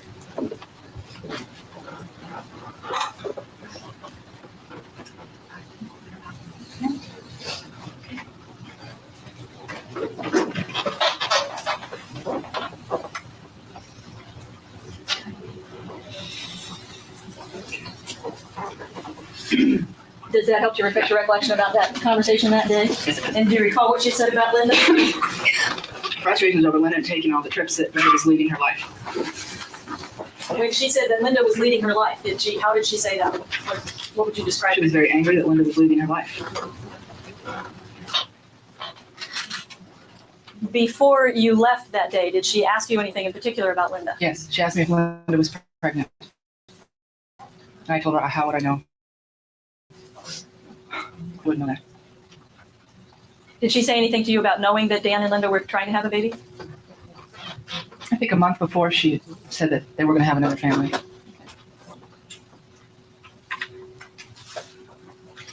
During that conversation while you were there on that Saturday morning, did the issue come up of how Thanksgiving was going to be spent? Yes. She asked me what I was doing for Thanksgiving. And I told her that I didn't have my children. And she turned to Danny and said, well, what are you doing? And he went to the phone and called his dad. And he got off the phone and he said, we're going to be with you, Mom, for Thanksgiving. And part of Christmas Eve and part of Christmas Day and all of the vacation. So he had called his father, Mr. Broderick, to confirm that? Yes, that morning. I stood with a calendar and we marked it on the calendar. And what did she appear to be happy about that? It didn't seem to affect her. I was excited because that was something that was real important to her. Did she say anything about whether or not she was going to actually have Thanksgiving with the kids? No, she really didn't because she brought up the China thing again. What was that? That she didn't have her China. She couldn't have Thanksgiving. She didn't have her China. Was it your impression that she was saying even though she was going to have the kids, she couldn't have it because she didn't have the China? Yes, that was my impression. By the way, when you would go over to visit Elizabeth Broderick at her house, for example, on County Cielo, was she security conscious? Did she keep the doors locked? No. When she wasn't there, would you be able to go into the house? Yes. I'd leave her a note on the counter. So the door, she would be gone, no one would be at the house, and the doors would still be unlocked? Most of the time they were unlocked. Sometimes it was locked.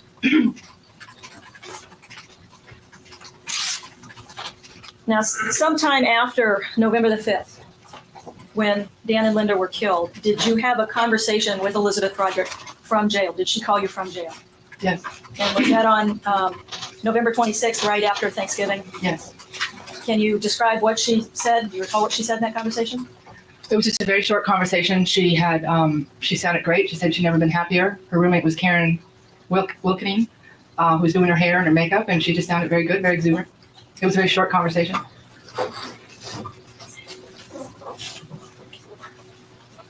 Do you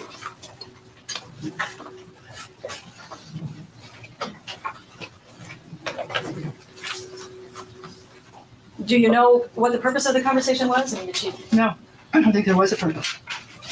But she indicated to you that she was very happy. Yeah.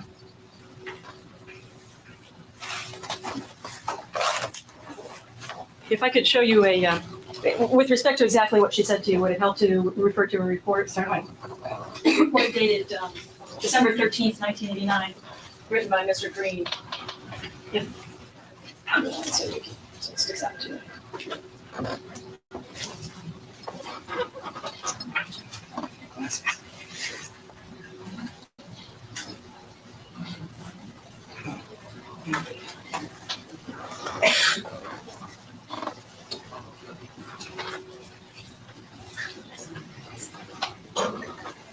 Does that help refresh your recollection about what she said about never being happier? Yeah, she's never been happy in her life. Did she say anything about I couldn't feel better? Yes, she said, exactly. I really do need my glasses if you keep coming. Can I read this? No. It had to end. There was so much unhappiness, And I couldn't feel better. and I've never felt better.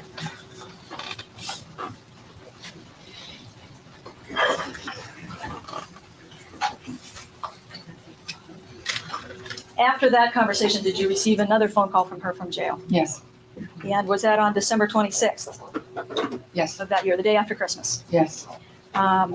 Did she say anything? Again, this was a phone call from jail from her, is that correct? Correct. Did she say anything to you about why she had killed Dan or Linda? Anything specifically about Linda? Linda was destroying her life, destroying her family, destroying her social life. That's what she said to you? That's what she said to me. And I said back to her,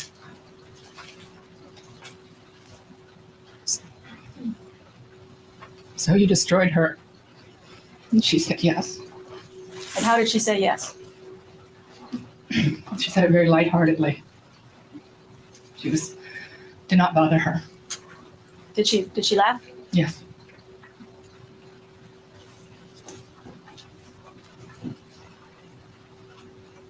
Did you ask her whether there was anything about whether there was anything that you could have done to have prevented it? I asked her what could I have done to stop you from what you did. And she said there was nothing you could have done. Nothing. Did you take any more phone calls from her after that? No, I didn't. Was there a reason for that? Your Honor, objection is relevant. Overruled, next slide. Yes, it was just too painful. It just was more than I could handle. Have no further questions. Close down. Pickard, you have, I take it you have a lot of friends? I hope so. I think that's irrelevant. Overruled. Overruled, next slide. Yeah, friends. These times when you were visiting Elizabeth Broderick, you had a lot of friends, didn't you? Yes. You had a very busy life. You had to sit around. During a time that you were visiting Elizabeth Broderick, you were also friends with Dan Broderick, weren't you? I hadn't seen Dan in about 6 years, You had been dating a judge that was a close friend of his, occasionally. and that was someone who was going to the wedding that day. I assume I wasn't at the wedding. And I take it that you must have talked to people going to the wedding, didn't you? Yes. And there was people were talking about lots of rumors about Elizabeth Broderick, were they not? Yes. And so you decided that that you would be the one that would go over and sit with Elizabeth Broderick, kind of making sure that she wouldn't do anything. Yes, it was my decision. Well, you talked to some other people. You set up the system. Is that correct? Correct. Beeping system. So With one other person. During the time, and also you have very good friends with even now people that are very close to Dan Broderick. Are you not? Like who? Well, you've gone to the opening of his bar in San Diego. Mr. Broderick was building a bar. You went to the opening, didn't you? No, I did not. Do you remember indicating in a conversation with Elizabeth Broderick when you were taped with the district attorney that on opening night of Reedy O'Neill's, you went to Reedy O'Neill's? About 5 hours after the opening. Okay. The times that Kim Broderick has been in town, you've been taking her out to Palm Springs, going places with her, is that correct? Absolutely. Kathy Broderick, you have. Yes. You've been gone to some ceremonies for Mr. Broderick? No. Did you go to at any place where there was, at a bar where there was some kind of tribute to Mr. Broderick? At a bar? Yes. No, I've never been to any memorial things to Dan Broderick. And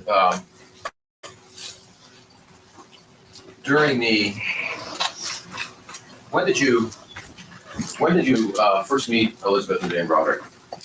1977. Okay. Spring. Spring of 1977. And during that period of time, I'm sure it came to your attention very quickly that Mrs. Broderick was somebody who was very concerned with money, and it was very important to her. No, I don't think it came right away. In the short period of time?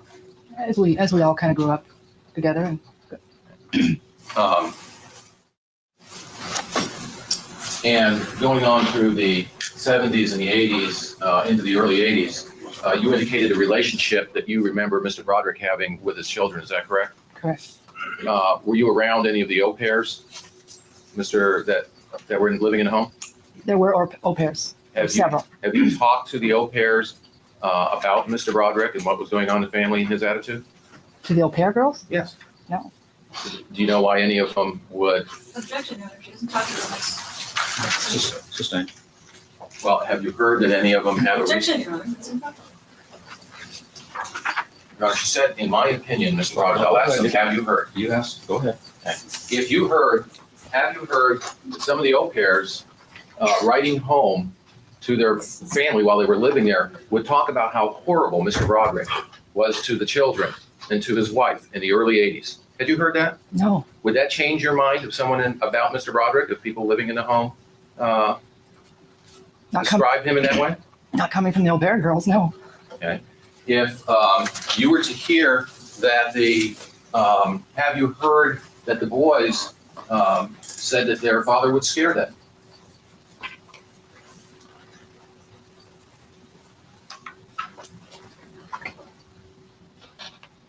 Had you heard that? No. Would that change your mind about how they felt about their father? No. Had you heard that when they would about being on a boating trip and Daniel Broderick ripping the seats out of the boat and throwing into the ocean and scaring the children? No. Would that change your mind if you were to hear that to be true? I don't think so. If you were to hear that he would kick the dog and the children would be very upset about it, have you heard that? Have I heard that he has kicked the dog? Yes. The little dogs that they used to have? Yes, and the children would be very upset about it. Well, the dogs were easy to kick. I mean, I stepped on dogs. No, ma'am. Not. I mean, going up and Actually- kicking the dogs because he was mad at them. No, do I Have believe you that? heard that? Have I heard that? I've heard that from Betty. Yeah, Betty would say that over the years. Well, have you? Did I heard, see it? okay. Did you hear Kim's testimony the other day?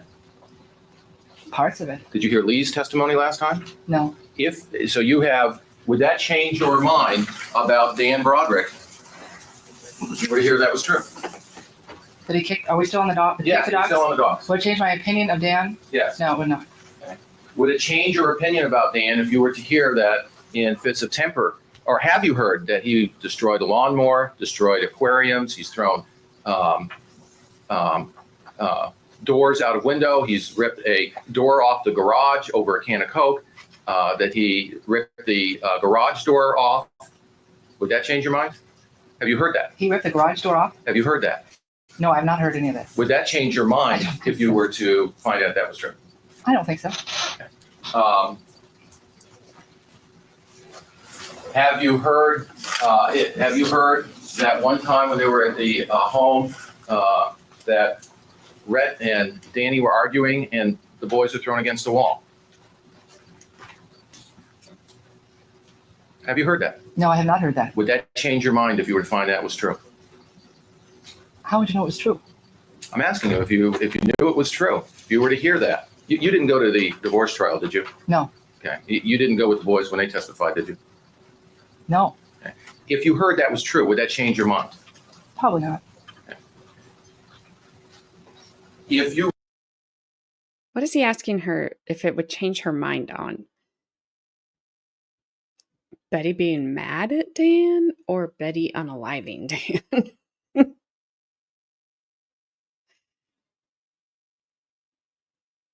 Daddy Nut sounds epic, like a happy tree friend or super jail.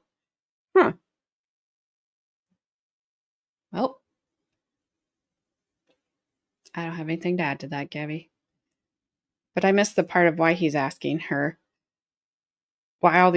asking her if all these things would change her mind. I don't know. You heard that after having drunk driving convictions that he drove with children in a car when he was under the influence, would that change your mind? Have you heard that? I have not heard that he drove with the kids. I heard about the drunk driving. Well, if you were to hear that he would drive with the children when they were drunk, would that change your mind? When the children were drunk? When he was? When he was drunk? That changed my mind, my opinion of Dan Broderick. Might lessen it a tiny bit. Okay. So that would lessen it a tiny bit. Mm-hmm.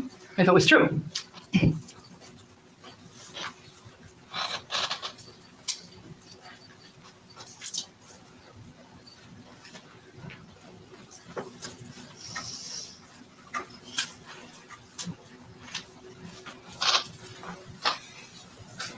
If you were to hear that he was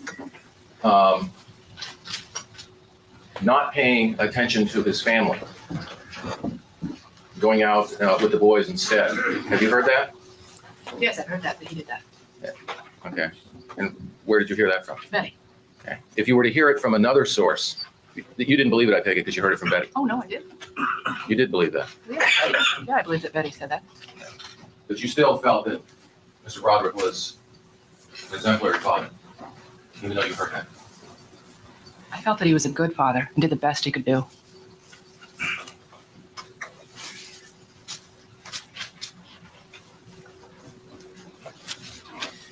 If you were to hear that the boys, Dan was a very good dresser, wasn't he? Yes, he was. If you were to hear that there was complaints from the school about the boys going to school with holes in their shoes and inappropriate dress, have you heard that? Yes, I have. And that's from Betty. Yes, that was from Have Betty. you heard it from any other source? I think when you were asking Kim, or somehow in the trial, first or second trial, I can't remember which. Would that change your opinion? No, I have a little boy too. And he goes to school with holes in his shoes. He wears a uniform, so I'm covered. If you were to hear that Rhett went to school every day with a runny nose, and it wasn't taken care of, and they Objection, Your Honor, that is all assumed facts, so I don't know what this is. Sustained.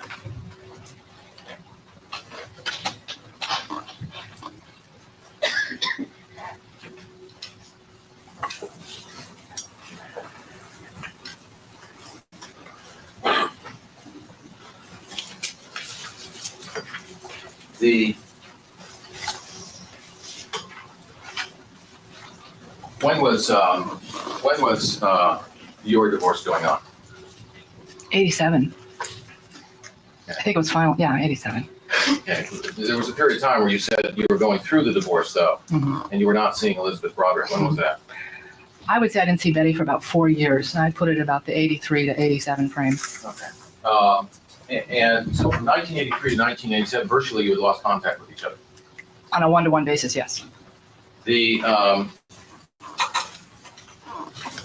And then sometime, do you remember, was it after 87, 88, or was it? 88, 89 is when I was closer. You've described Elizabeth Broderick as a alcoholic spender. Is that correct? That was your opinion of her? You referring to that in the last trial?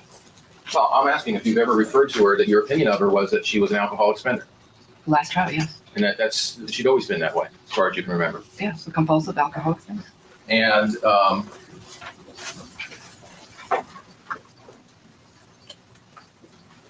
the only thing that she worshipped in life was money, and she always had, and she always, was your opinion, she always would. Objection, Your Honor, that is that's We're always uncrossed. Is that true or not true? Would you repeat the question, Mr. Early? The main thing that she had worshipped in life was money. That was something that that was always your opinion of her. Money was her main focus. And it always had been. It was important to her, yes.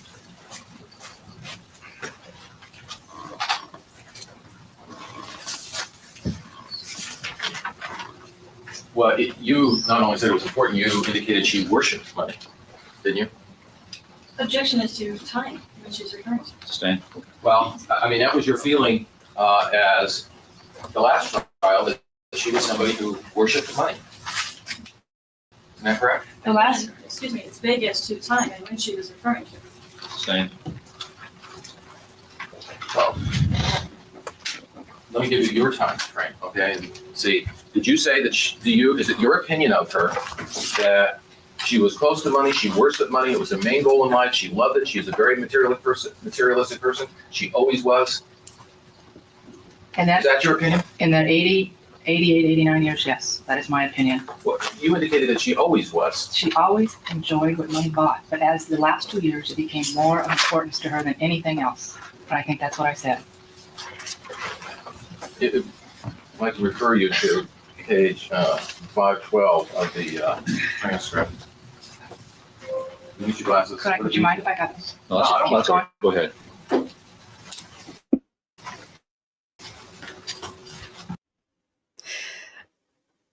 These people don't. Hello, bad duck. They all had money. They all liked it. My brain is trying to reset itself after what Gabby just sent me to watch.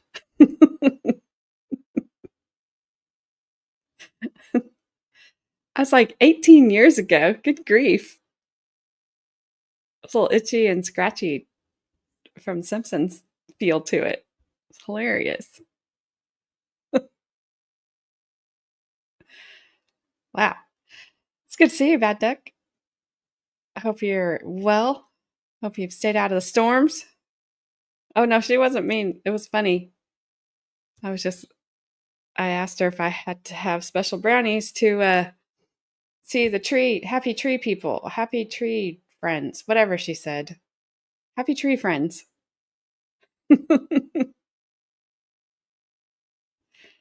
And I asked if I had to have special brownies to see them. And she said, no, here. It was something. It was something.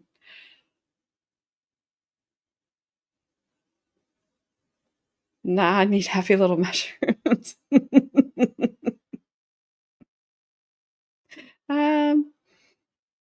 Oh, I think I'm okay, but thank you. Sent her a special treat.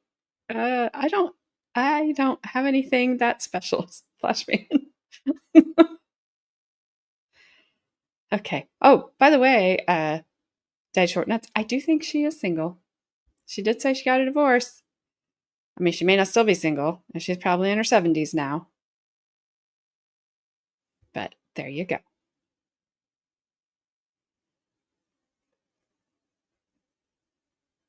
Gabby, no. Don't send her any, Bad Duck. Don't do it. Don't do it. We already got after 5 Gabby with this. After 5 Gabby and special mushrooms for her salad would not be good.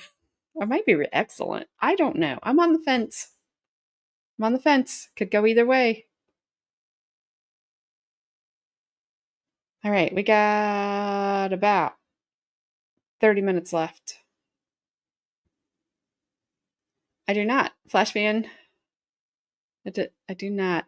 You are a good time, Gabby. It is funny, Bad Duck. I agree with you.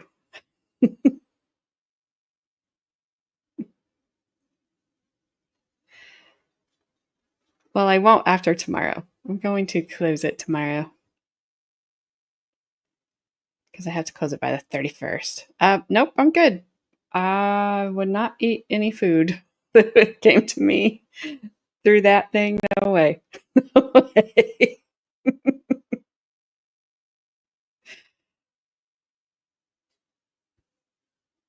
No offense to anyone, but yep, nope. Rue would eat it. All right. Here we go.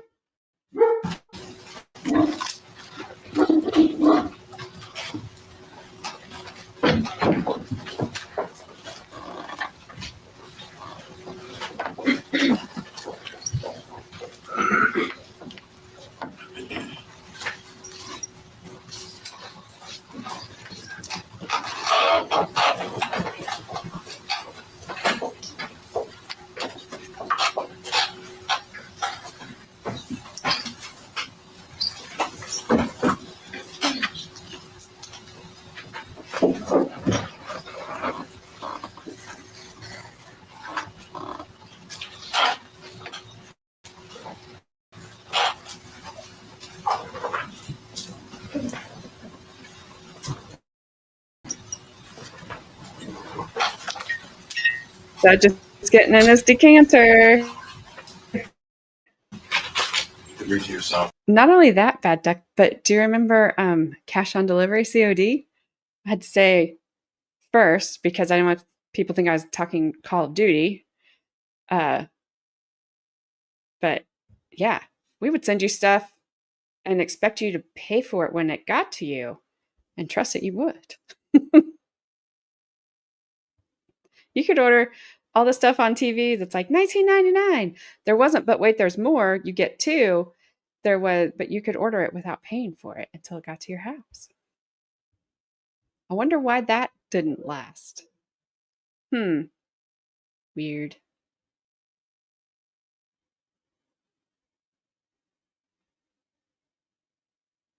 The only food you might eat is Gabby's. Oh, no. No, no. No. Nope. They, Brandon and Bree tried to get myself and Mr. Hamp to start playing that over the weekend, and we were like, yeah, nope, we're good. We're good. It's for you youngins. I was like, heck, by the time you guys start playing, I'm asleep because you guys are late. You know, like you play till like sometimes when I get up in the morning. So yeah, no. Plus, I had a button and a the controller was a joystick. So I wanted to be careful how I worded that. I can't do all this other stuff that you have to do nowadays to play games. I can't do it. I used to love Mario Kart. Slugfest, that was my favorite game, where the like baseball players would catch on fire if you hit them too many times, and then they would fight each other. I loved that game. But it wasn't hard, and it had a beginning and an end. It didn't go on forever.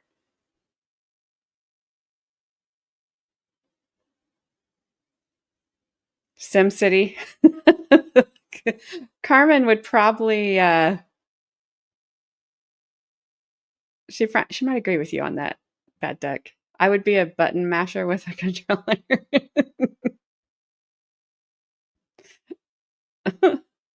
Oh my goodness. Okay. Hey, when I was growing up, my favorite game was Joust. I freaking loved that game, and I was good at it too. On my Atari. 2600? Does that sound right? Gabby, do you know how many hours we would have to spend trying to figure it out? Flashman, I do not know what a button masher is, because I'm scared to ask. Not you. I'm just scared that the other answers from the other people. Yeah, Joust was excellent. Yeah, 5200. I don't know if I had that. Maybe that was the one. You couldn't type them up in a message. But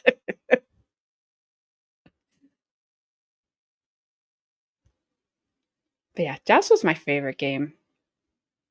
I don't know why. It was all the funny noises that stupid bird made.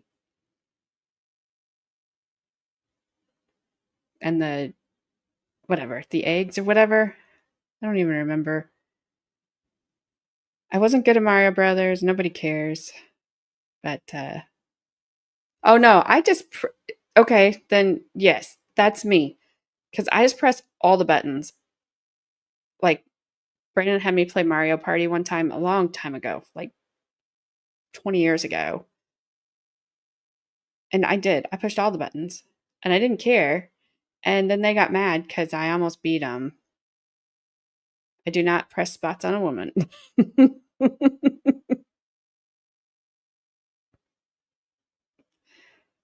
The dog and duck hunt had some serious nerve. Yes, they did.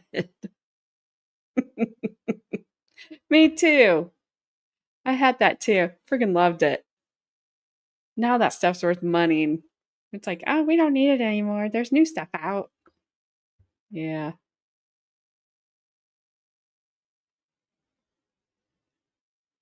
Yep. I freaking love that game. That game was fun for a little bit. Mario Kart was good, but then my son and my husband got super good at it. And then it wasn't fun for me anymore because I always came in last. Like, who always wants to lose? That dog. Mortal Kombat. Get over here. My dad still tells the story because I guess my son told my dad that his dad kept him up late playing video games one night and he was tired. And my husband would let him go to bed because probably because Brandon kept beating him. Well, don't get rid of those. Oh, Donkey Vision. Donkey Kong. I was reading ColecoVision. Yeah. I remember that one. I didn't have one of those, but my friend did. And yep, it had good games on it. All right, I'm going to hit play so I can hit mute since my dogs won't shut their mouths.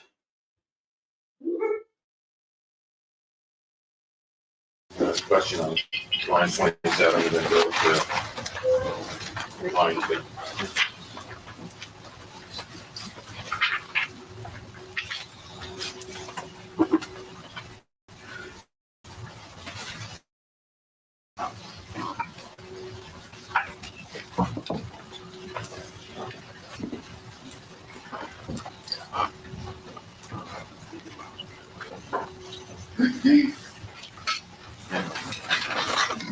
And was it your answer that she was very materialist, worship money, and she always had? What you're saying is not true. It's in here, not what I'm interpreting. Start 27. What was the defendant's attitude about money? She was real close to money. She worshipped money. It was the main goal in her life. She loved it. She's a very materialistic person. She always was. That part, she always was. Worshiping money was very strong in the last years. Can we get that over? She was talking softly, so let's try that. I'm sorry. Now, you're also a friend of Gail Forbes, Yes, I met Gail through Betty. and you also you've come to the trial a number of times last year to watch parts of the trial, even when you weren't testifying, did you not? I came when Gail testified and when Brian testified, yes, when I sat outside.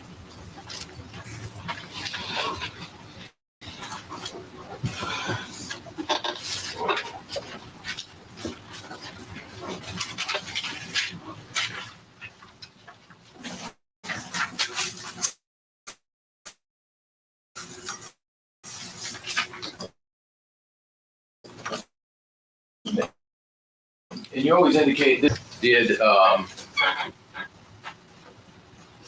and you knew that that she had been, there had been a hearing in 1986 that dissolved the marriage. I believe you said sometime in 1989 that there was a decision as to the property. Yes. Okay. Now, Betty was always the dominant one, so you must have known that the property in Telluride was in, you believe it was in her name, not Dan's name? Objection, Your Honor. Let's start on that. Do you know where all the property in the household name was in? Did you know? No, I did not know. Did you know who all the accounts, as far as all their money was in, whose name that was in? I really knew nothing about their finances, Mr. Early.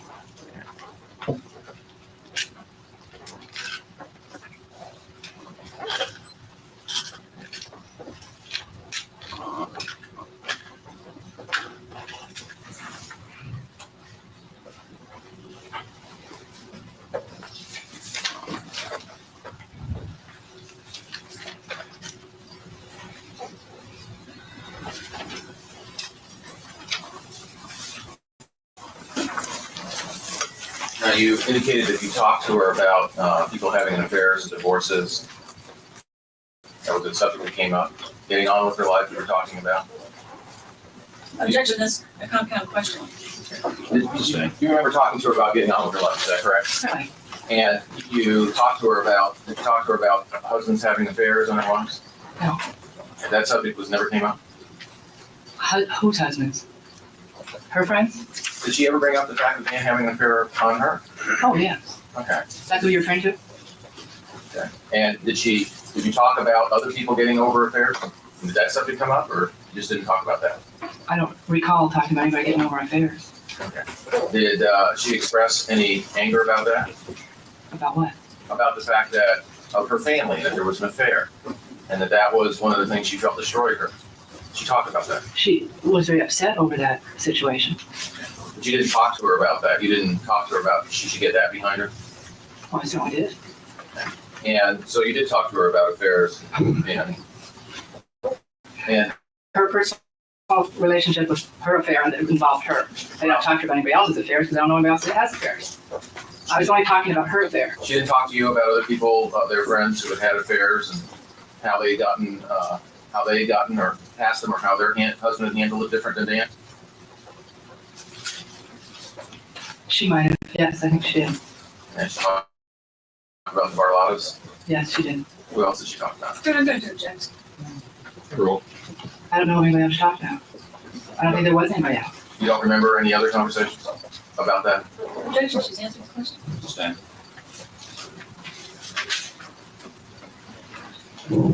Now, you went over there Saturday and you indicated you had a conversation with Elizabeth Broderick. This is November 4th, 1989. Would you say that the conversation was fairly compact because she was in a hurry?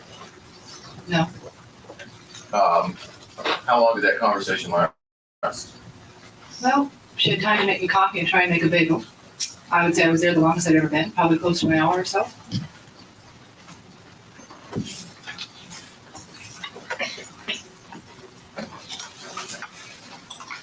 And you mentioned that they were in a hurry because of the soccer game. They were going to soccer game later. I think she also had to get Red's haircut. So at that point in time, did she appear to be in a hurry because she had to go to a soccer game? No. Did she appear to be in a hurry about anything? No.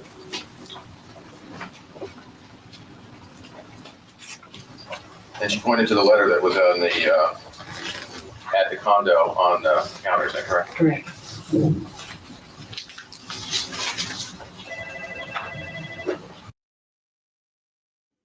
What are those crowns? Why does Gabby have 3 and you have 1? What is it? I saw it. I don't even know what that is. I don't know.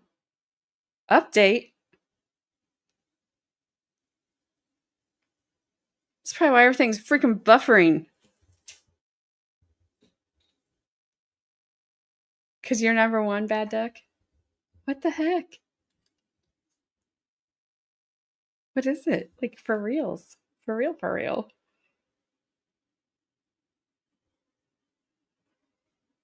I tried to click on it, but it didn't do anything. Gabby, be right back. She's not going back down to Mass Ave or wherever she was. Yeah, well, YouTube's been screwing things up because my streams for the last 2 days have been buffering so badly. Oh, look, Flashman's got it too. What is happening?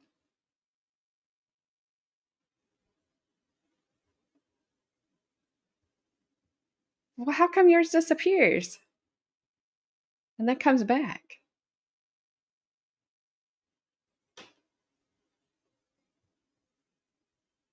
That's one of my guess was you were probably the most chatty. I've not seen those. Huh. Wow. My mind is blown. Not that it takes much. Is that to keep people engaged in chat?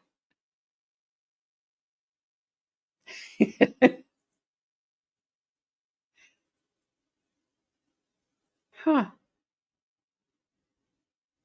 Well, when you clicked on it, it says community leaderboard. Uh-oh. Wait, you were just 1 and then you went to 2 and nobody went to 1. What happened? Of course.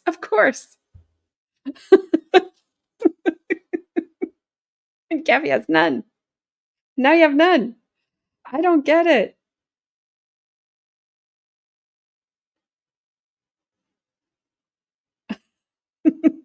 I don't think you can cheat, Gabby. Huh. Well, we're number 1. Now you're number 3. Who's number 1?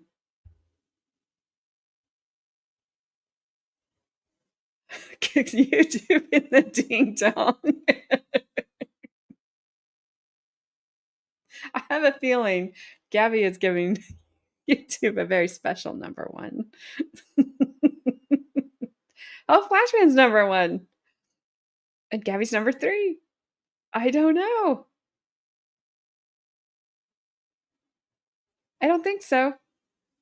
Because Flashman's not a member and Bad Duck's not a member, and they're 1 and 2, and you are 3.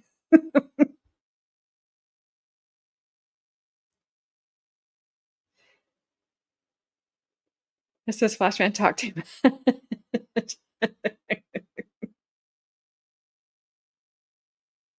No, you're none, Gabby.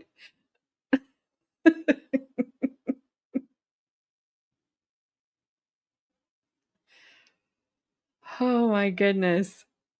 Well, this is crazy. All right, I'm pushing play. Oh, I stopped out on him. Because I'm good, because I'm just going to watch. Don't stop chatting. It's so weird how it just takes it away. YouTube giveth and YouTube taketh away. Wow, meanie.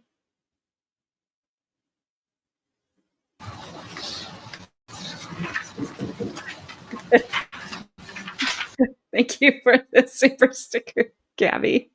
Are you trying to be number 1? It's a unicorn. Yay.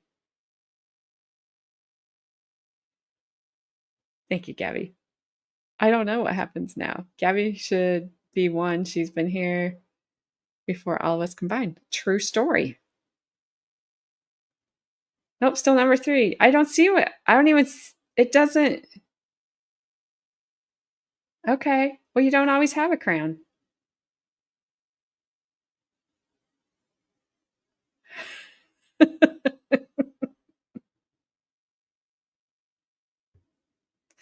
Nice one. Nice one.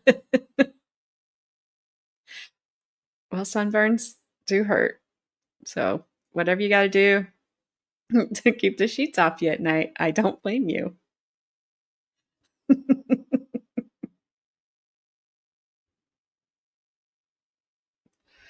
Oh my goodness.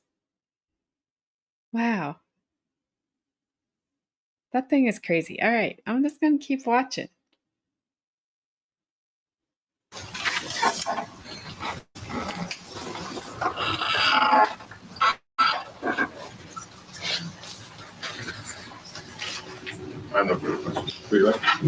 You never actually saw this letter. She just pointed to some letter, but you never looked at it, picked it up and read it. Correct? No, I never read it.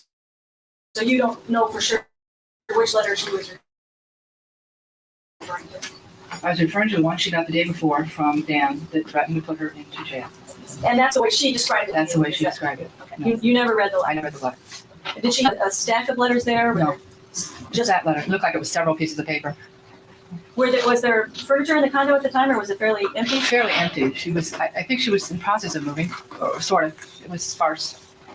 Now, you were asked if you had some friends that were friends of Dan or Linda Broderick. You still have some continuing friendships with people who also knew Dan and Linda?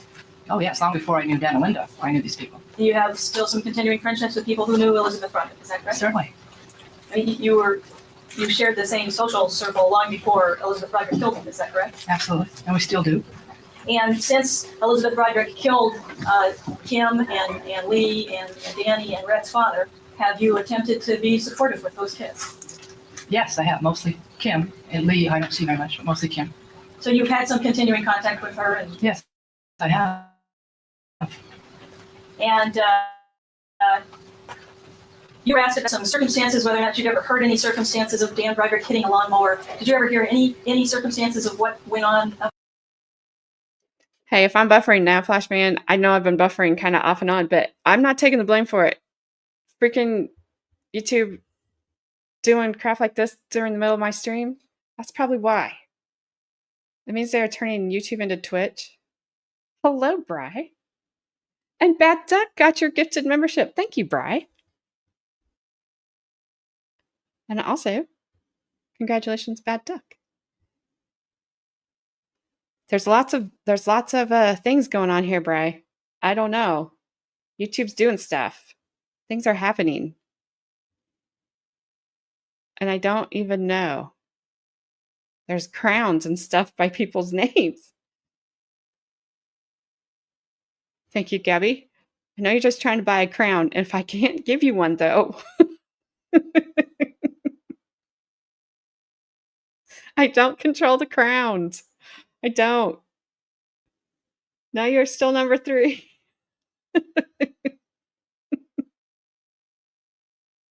You're still number 3. I'm going to crack up if Bri comes in and he's number 1. I know. Oh my gosh. I don't think I've ever been on Twitch. Ah. Did Bad Duck leave? Right when he got his gifted membership? Darn it. Frybear. I'm number 1. I'm number 1. There you go. Flashman is number 1. Bad Duck was number 1 for quite a while. And if you're watching, if you're listening and not watching, wait, yeah. There's these weird crown things that just showed up by people's names. And we're trying to figure them out.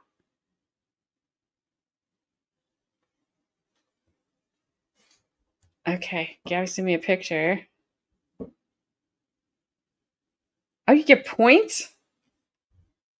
But you're all tied. So why are you all not number 1?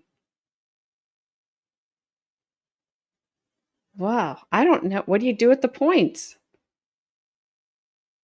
Did you hit the question mark, Gabby? Almost there. Keep showing support to get to that top spot. How do we increase? I don't know. You've hung on to number 1 there, Flashman. I don't understand what's happening. Yes, legit purple crowns. Out of effing nowhere.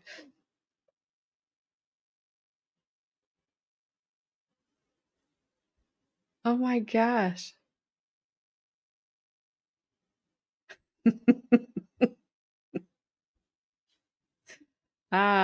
Can you imagine? That's probably really happened, Bad Duck. It's not funny. I shouldn't laugh, but it's funny. Funny's funny.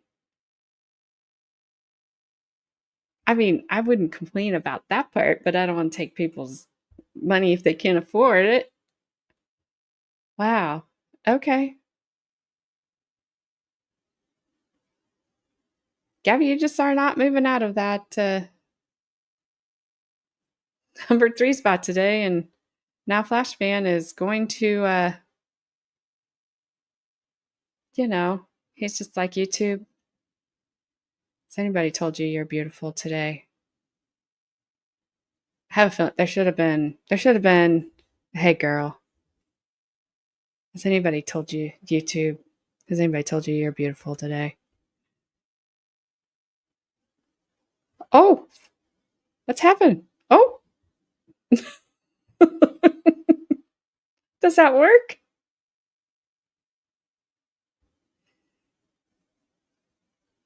No. All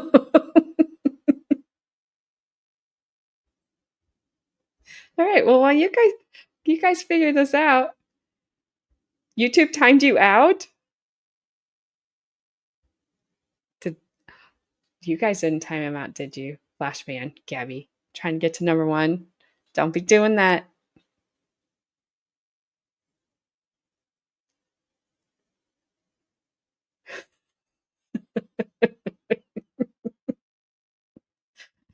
Gabby. Yeah, but apparently, which is hilarious because I'm the only one who actually sent a super chat and super sticker. So technically, I should be number 1, but it's saying Flashman's number 1. Rude.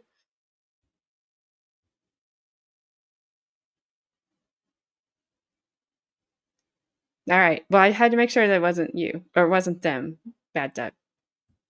It's fine. YouTube, don't do that. He's not doing anything. All right. You guys keep chatting because I want to see what's happening. And I'm going to hit play so we can get this finished up. About that or what preceded it? In those all those, Yes. no. Have you ever known anyone to lose a temper, some sort of object because they're angry? Mm-hmm. Did Elizabeth Broderick ever tell you that she killed Dan Broderick because of his temper? No, I have no objection. She had some conversations with you after killing Dan and Linda Broderick, correct? Correct. Did she say anything in any of those conversations about killing him because he had smashed a lawnmower? No. Or killing him because he had once pulled Danny and Rhett apart when they were fighting? No. Do you know whether or not Danny and Rhett were seeing a psychologist at the time that Mr. Broderick might have pulled them apart when they were fighting? I have no knowledge of that. So you don't know whether the psychologist would have been very well aware of that? I know nothing about it. The times that you went over to the Broderick house before they separated, often the children were there and Dan was there as well. Correct. You indicated that you've gone over there and seen them all sitting on his lap in the living room, correct? 8 years ago, watching cartoons. Did they ever appear in your presence to be afraid of their father? Never. Did Elizabeth Broderick complained a lot that Dan Broderick was treating them poorly, right? What time frame are you? After the separation. Yes. She wasn't happy with the way he was parenting. Okay. And did she ever explain to you why, if she was so unhappy with the way he was parenting, why she wouldn't take the children? Your Honor, objection. That calls for conclusion speculation as soon as facts not evidence. Did she ever explain that to you or not? Why she was not happy to see the children? Why, if she felt Dan Broderick was being so abusive to the children, why she didn't take them? Did she ever explain that to you? No. Your Honor, there assumes facts not evidence. The court knows that there is a court order. Now, I am not. Your Honor, can I approach? Yeah, I wish to Sidebar. Come on up. Just a couple of brief questions. Did you and your husband invest in some property with Dan and Elizabeth Broderick before they separated? They invested with us, They invested along with with 10 you. other couples. Okay. It was like a limited partnership type thing? They were the limited, we were the general. And was Elizabeth Broderick's name on that property? Yes, And did she receive her fair share of that after the separation? absolutely. Question now? What was the name of that property? Pioneer Park. She even thanked me that day. I have no further questions. Any further as well? Witness be excused. Thank you very much, ma'am. And ma'am, could you please state your full name for the record and spell your last name? Linda Stout, S-T-O-U-T. Thank you. Good afternoon, Ms. Stout. Can you tell us what your occupation or employment is? I'm an interior designer. And were you employed by Mr. Dan Broderick at some point to be an interior designer? Yes, I was. Do you recall when that was? I was employed in December of 1985. Had he moved into the house at 1041 Cypress at that time? No, yes, Did you continue to work for him once he did move into the Cypress house? yes, And was it your job basically to help him fix up that house? yes. How long did you work for Dan Broderick? From December of 1985 to, I believe, October or November of 1988. And that was a kind of was it a continuing, ongoing process? Yes, it was. And during the course of that time, did you become friends with Dan Broderick as Yes. well? Did you spend a fair amount of time at the house? Yes, Were you ever requested by Mr. Broderick as part of your employment to change the locks on his house at Cypress? yes. Why did he ask you to do that? Because security was a problem in the house. There were people coming and going, and in order to slow down the traffic that was going through the house, I would change the locks at periodic times. And what do you mean by the traffic that was going? He was trying to keep Elizabeth Broderick out of the house. And so, how many times over that period of time did you have to change the locks? Through the October, November of 88, 3 times, and then a 4th time in May of 89. Were you aware at all during that time whether or not Mr. Broderick had hired security guards as well? Yes, I was aware. How was it that you were aware of that?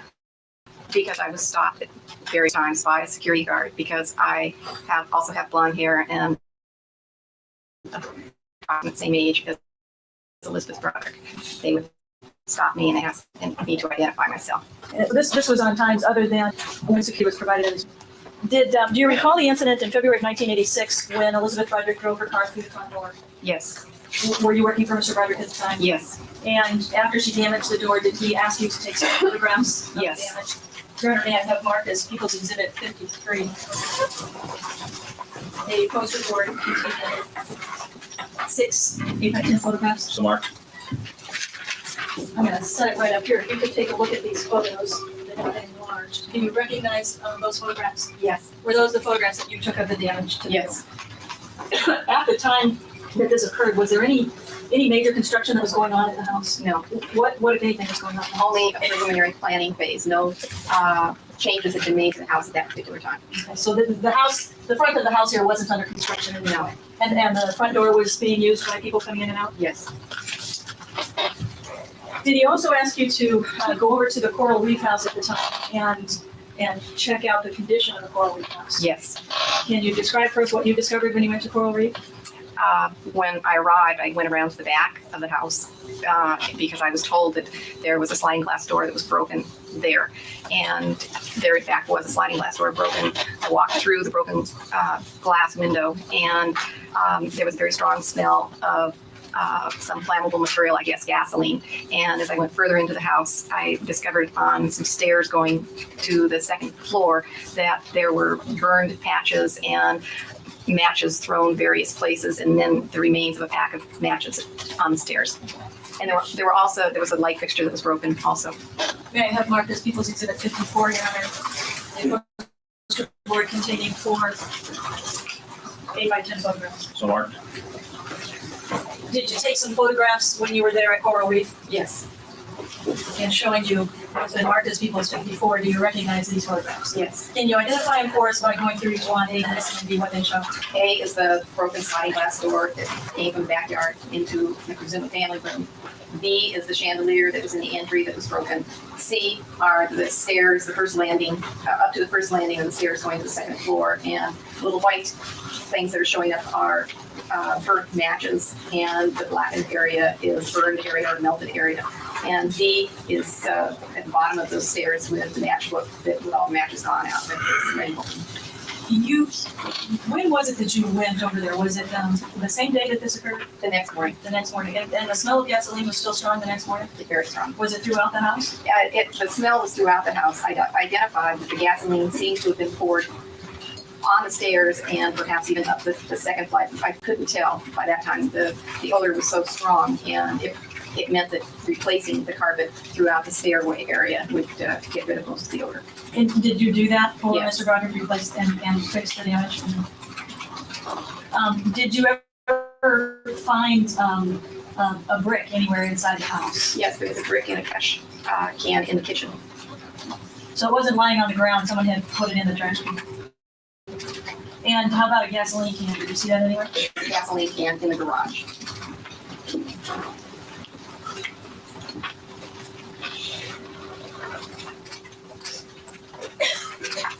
When you were working over at Mr. Broderick's house, would you sometimes be there during the day when the family wasn't at home? Yes, And did you ever have the occasion to accidentally hear a message that was being left by Elizabeth Broderick? yes. Can you describe that? The message that I had referred to is the one that made me realize that I didn't really want to listen to what was on the tape machine when it was amplified was a call that came while I was in the master bedroom with a contractor reviewing what could be done to make the fireplace operational. And the phone did ring, and all of a sudden I heard a female voice using rather gross language. And the contractor who was with me, his eyes sort of got big, and all I could think to do was to quickly get over and see if I could turn it off or turn the volume down, because I decided we didn't need to hear the rest of what was going to be going on. Did you do that? Did you turn the volume Yes. down? And do you recall anything specific about the message or? Yes, there was references to the there and with some things like that. Do you recall about what time it was that you heard this message came up? It was in the late morning, probably between 10 and 11 o'clock. So, and I take it the children weren't there, the children were at school. No one was there.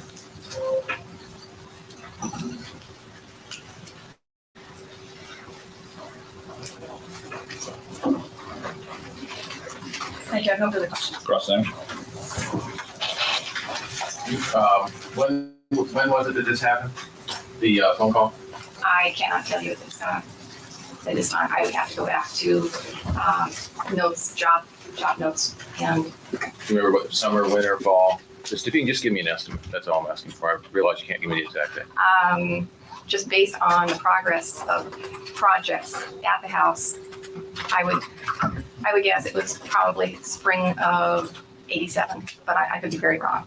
But just knowing what I was doing, it could have been fall of '86, because once the front of the house was damaged, that was the focus of all work until it was completed. And the front that you're talking about damaged is the doorway, is that correct? Yes. Okay. Now, when you went to the house on Coral Reef, were there any police officers there? No. Any police came? No. Okay, so no signs of any police officers have been there? No. Did you know when you went there that there was a gas can there? No. Did you talk to Mr. Broderick? No. How did you know to go to Coral Reef? I was asked by his secretary. I was called initially and left a message with my answering service that there had been some damage at Cypress Avenue. And then when I called the office and got further information, there was information that Dan wanted me to go to Coral Reef and take a look at that and see what I could do about it. So, but the information you got that is that someone had already been to Coral Reef and knew there had been damage there. Evidently. I don't know that for sure. Well, the message you got was the message, go over and check and see if there's anything wrong, or go look to see what's happening and see what can be done about it. I presume that someone new was there, but I was also asked to take notes and take some pictures. So I don't know who had been there or what information had been already gained. Now, and you indicated that there was times that there were security guards hired that you were aware of, is that correct? Yes. Okay, so that was, by having a security guard, there was quite obvious that there was somebody guarding the residence. Yes. There was also an alarm system in the house, is that correct? There was one that was in the house, isn't that right? At what time? In Cypress, in the time that Mr. Broderick moved in. When he moved in, yes. And Mr. Broderick, you talked to him about hooking up the security system, didn't you? It was operational and was used before the front door was damaged. Okay. And after the front door was damaged, was it ever used again? No. You had asked Mr. Broderick whether he wanted that turned on again, didn't you? It would require a great deal of work to make it operational during the time that the front door was being repaired, and he chose not to do it at that time. Okay, but after, an alarm system, all it really has is a wire going to the door to show whether it's open or not, isn't that correct? This was a very old alarm system that had been installed many years before, and the information I had gained from some people looking at it said that it was going to take a great deal of work to put it back together again. From just and just from the door itself, from the damage we see. There were bells, there were horns, there were all sorts of different wire.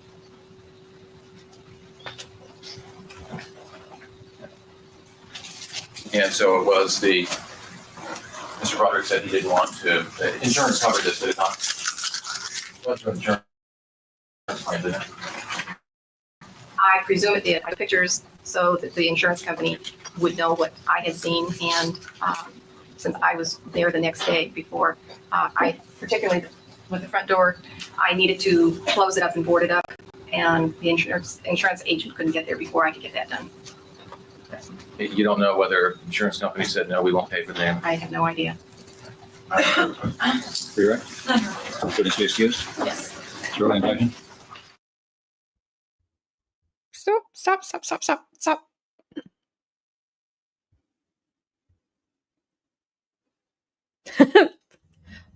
I was distracted by crowns. Huh. So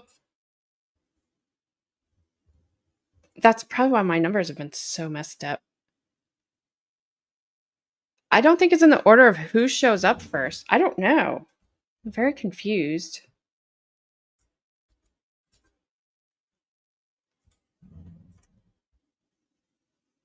I don't know, Flashman, because Bad Duck was the only one that had it for a while, and his just said number 1. But I can't see him all the time. I can't see. and I have not seen number 3 in quite a while.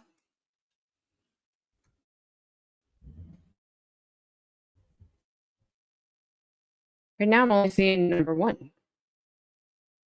But like the last thing that it doesn't have her yet, and Gabby doesn't have a. I'm sorry, Gabby. Stop that. Oh, Heroes is number 3. Oh, so okay, I got it.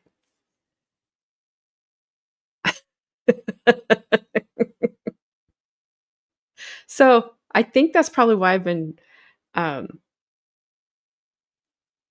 buffering right this very second. Buffering so much the past couple days because this stuff does that. Whenever they mess with stuff, it messes with everything. And StreamYard and YouTube messing with stuff, it's not good for us. But I wonder if, like, yeah, YouTube updated because this just happened, Flash fan. Like, I think Gabby said, what, 20 minutes ago?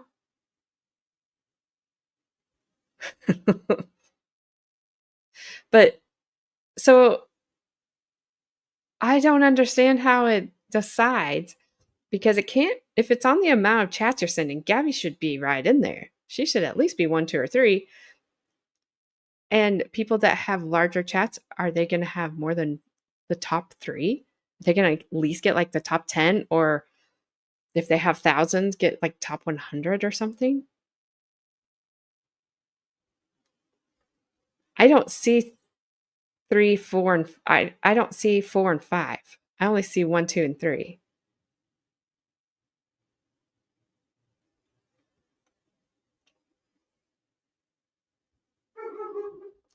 I don't know. It's so weird. Ugh. Shut up, bro. And do you know how many fights is going to start in chats? People are going to be like, oh, you figured it out? You sent me a picture of what it showed up when Carmen entered. So she got 25 points for coming in. But you all, the rest of you are still tied.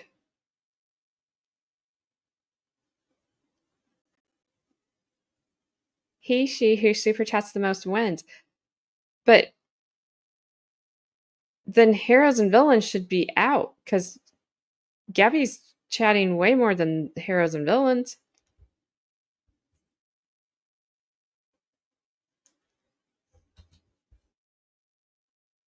Carmen, I have no idea what's happening. Can you see the crowns? I feel like I'm saying crayons weird. Like vehicle. Swear. Any other time there is any chat about automobiles or cars in a court case, that's what they'll be called. Or I'll just call them by their freaking names. Like Kia. Well, they just showed up, Carmen. So we're trying to figure out what's happening. Super chat and not since it started. Wait. So Gabby has sent a super sticker and a super chat, and she never got to number 1. And then I don't even think heroes and villains is here.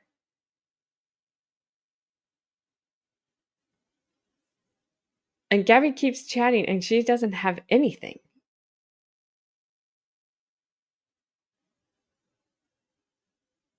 Nope, that was Gabby. Gabby sent a sticker.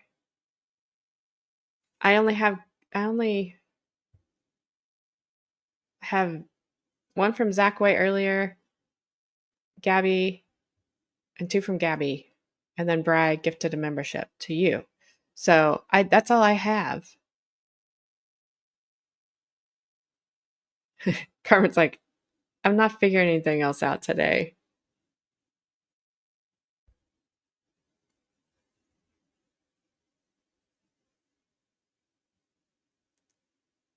Hey, no one says it works. Maybe 5 is top in the YouTube world. I don't know. Carmen's 2.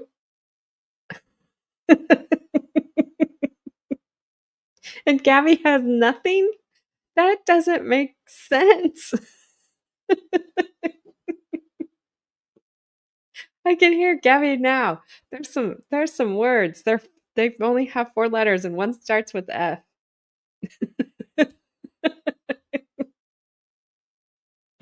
Oh my gosh. I can just see her. She's like, she's just going to be marching around her house and throw her phone.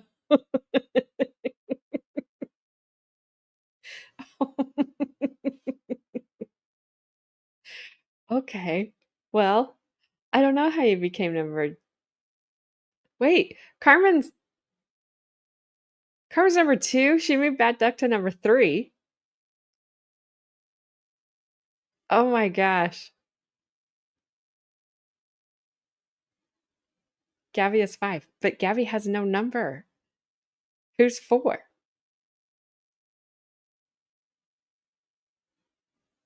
I mean, YouTube only says 2 of you are here.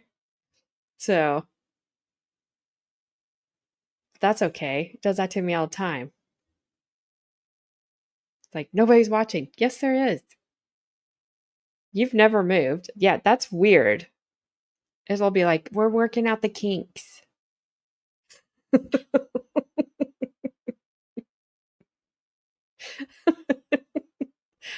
Gabby, the good thing about it, Gabby, it doesn't show up in StreamYard. We're the only place that we're all the same in StreamYard.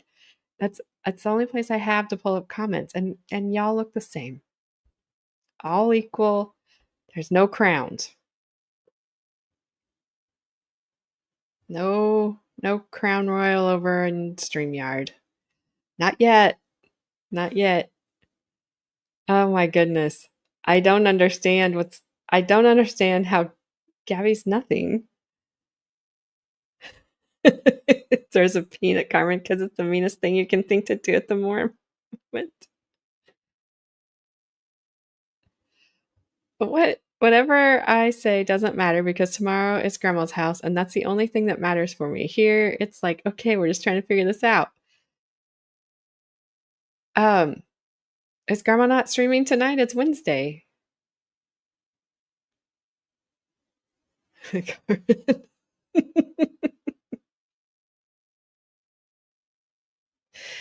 Yeah, there will be if it is chat. But in Grandma's, she's gonna be like, why are you always number 3? Are you gonna be number 3?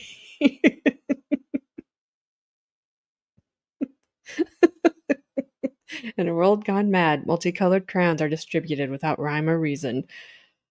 Oh my gosh. Oh, I thought she got it. Well, you have tomorrow to figure it out then. Yeah, you have tomorrow day. Fry's number 6. But you guys can't see. There is no crowns on. Fry has no crown. Gabby doesn't have a crown. There's only 3. It's only 3 crowns. Well, see, yeah, I would be about it. They did this goal thing, and I haven't seen anybody use it yet. I've never used it. I'm a horrible grifter. I'm like the worst ever. 3 crowns, but 5 places. Oh, so it's like you're number 4. You're just not quite good enough. I see. That'd be the story of my life. Bride, this is complete chaos. Yes, you croc incoming, Carmen.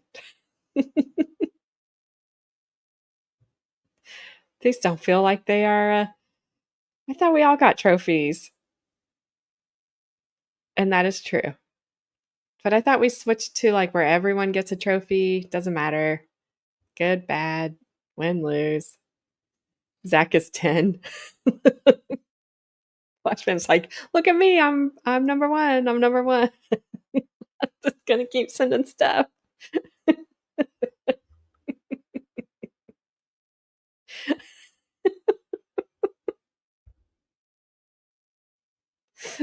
Oh my God.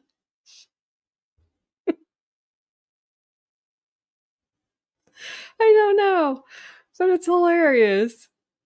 Don't worry, Gabby, you're a loser with me.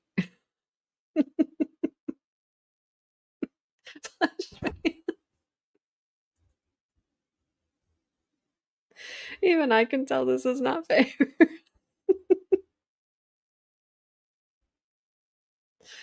Oh my gosh.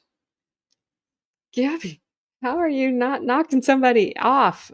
I didn't say out. I said off their crown podium, their throne. Gabby, relax. It's just YouTube being a twat waffle as usual. Yes. Yes. They did not even tell me. Like, I had no idea this was coming. Yes, AJ, it's all releasing doves and beautiful peaches over here until Grandma's house tomorrow. And I feel shame and horribleness for me at Grandma's house tomorrow. I won't be at Grandma's house tomorrow. But I might have to stop by and visit. Thanks, Carmen. Remember, for 13 months. And a crown of 2.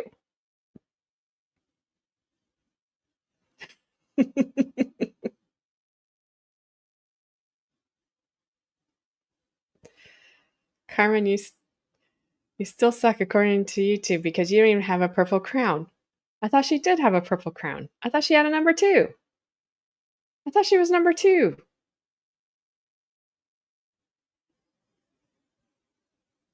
Come and share in your misery.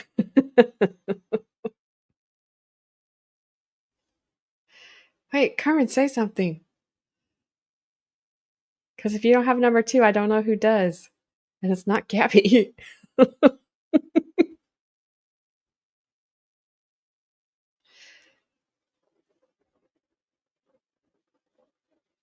There it is. See, Flashman is the only dark purple one. And then yours is, I guess, white or light purple. Yours and Carmen's. Well, Gabby, YouTube doesn't even recognize your existence. Aw. Well, not anymore. On my chat, she's not number 2 purple. She's nothing purple. Maybe that means she's... What if that means then you're about to lose it if it goes to a light color? If it's dark, a dark color, I wonder if like you're locked in a little bit. I have no idea. Why do they do these things to us and then not tell us that they're doing them? And now Carmen has dark purple? Where? I see her light purple. Or white, whatever. Is she still number 2?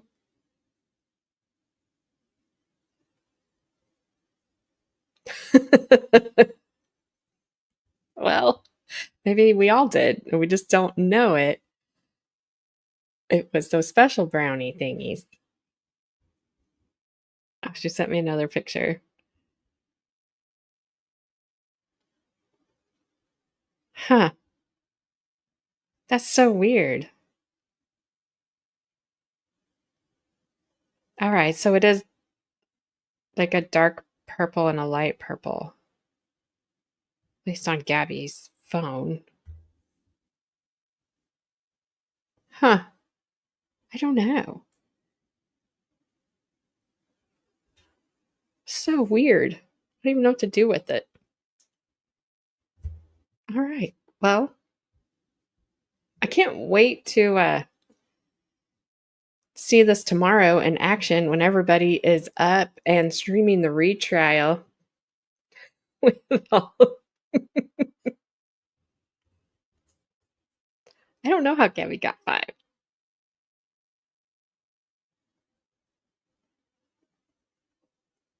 Carmen.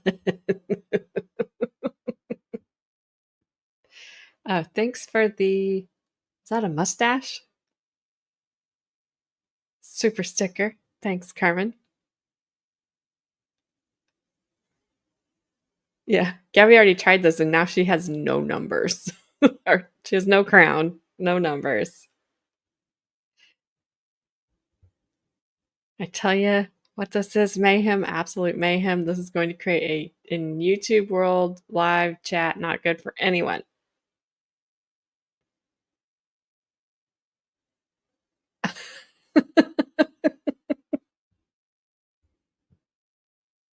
I can't read it because it would.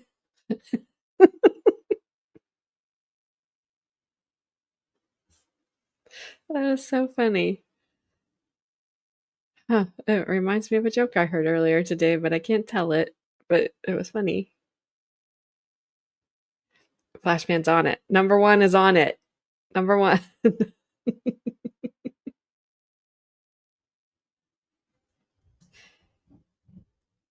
You tried to send a super chat?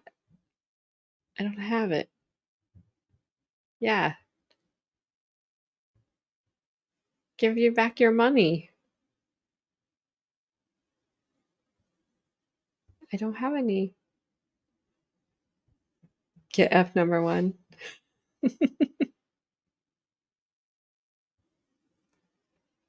Well, I can't wait until tomorrow because I'll see if it's over here, Carmen.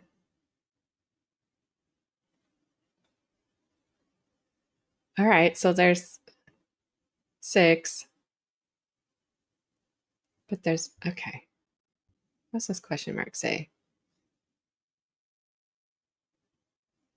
All right, so it says, what's community leaderboard and XP? What's the leaderboard? A place for fans to stand out in the community. The top 3 get special badges in live chat. It resets every stream, so you can always try again. How do you get on the leaderboard? You'll need to collect experience points or XP. Here's how you get them. Send live chat messages. Send super chats and super stickers. Learn more or turn off in the help center.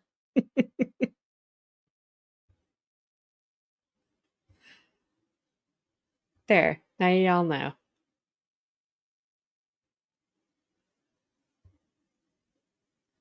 I won't turn it off. I'll let you guys have fun. Wow, okay.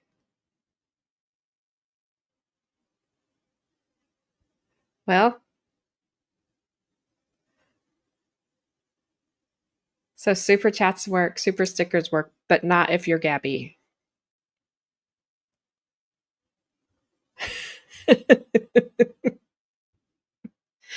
You know what you need to do, Gabby, is you just need to tell grandma, like, turn it off. It's not worth it.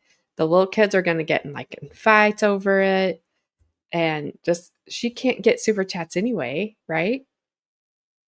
Or can she get super chats? She just can't, because she's not monetized. She can't be monetized because she's a kids channel.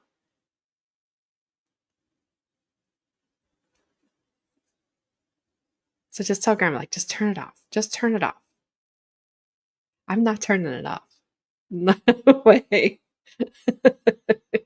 I don't want Gabby to suffer, but I'm amused at this. Not her suffering, of course. Yeah, Carmen, I don't have your super chat. She can get super chats. And yeah, right, if it's showing up that I have a 3rd crown, she's going to make fun of me the entire stream. I'm not going to be able to show up in her stream for a year. Well, I don't know. I gave you my advice. Just tell her, like, you gotta turn this thing off. Just tell her, like, say it was making AJ's stream buffer like crazy. She had to shut it down. She's probably listening.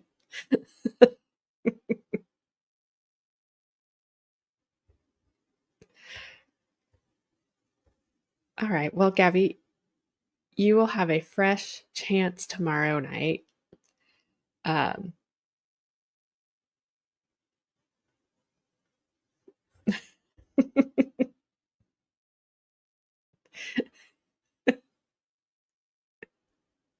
yeah, like too bad it's not your stream.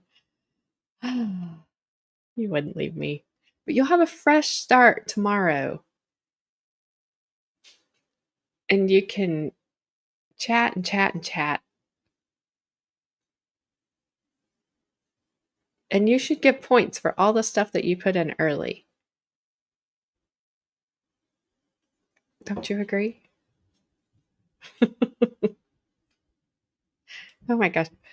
I thought I don't even know why. There's a red 7 above the cloud on my weather thing on my computer. I thought, it's not 7 degrees outside. Well, you can't be spamming. I think that got bad duck timed out. Nobody has gotten past 75 points.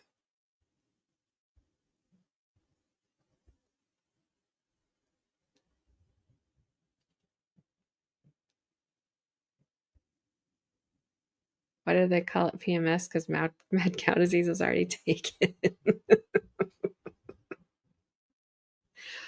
Oh, all right. Well, before brawl breaks out, I'm gonna go.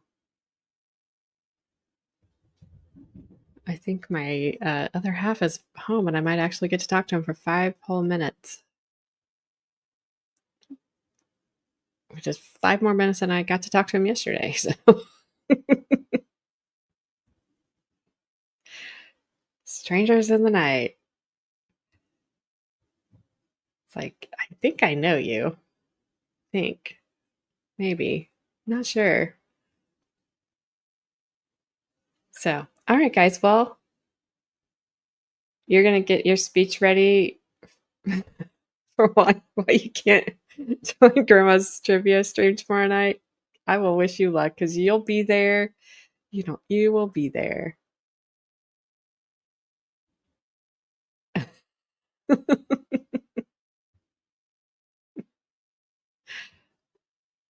I have no response.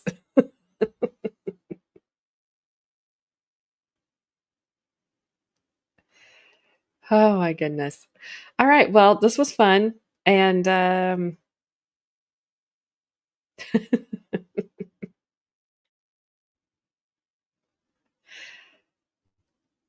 goodness. I'm not touching that. Yep. But once I saw the purple crowns and the numbers, it was already ruined. Aw, Gabby, I feel bad for you. I don't understand. It's just discriminating against you, and this is not good. I have to write our grievances.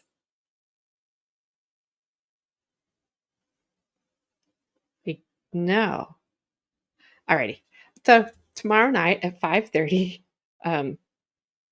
Carmen, don't feel bad at all. Most of us, I think Gabby will be here. I don't know. But we will see Betty's other daughter, Lee, on the stand. Hey, maybe we'll find out why she got written out of the will and never put back in. Well, we kind of probably know why she was never put back in, because her dad died by the hand of her mother. And so he could never put her back in the will. I don't know if the siblings got together and gave her some money. I have read conflicting reports on how much money they actually inherited, so don't know what they had. And it's been a long time, so if they didn't spend it wisely, they don't have it anyway. Flashman, I won't be here, so someone will be number one.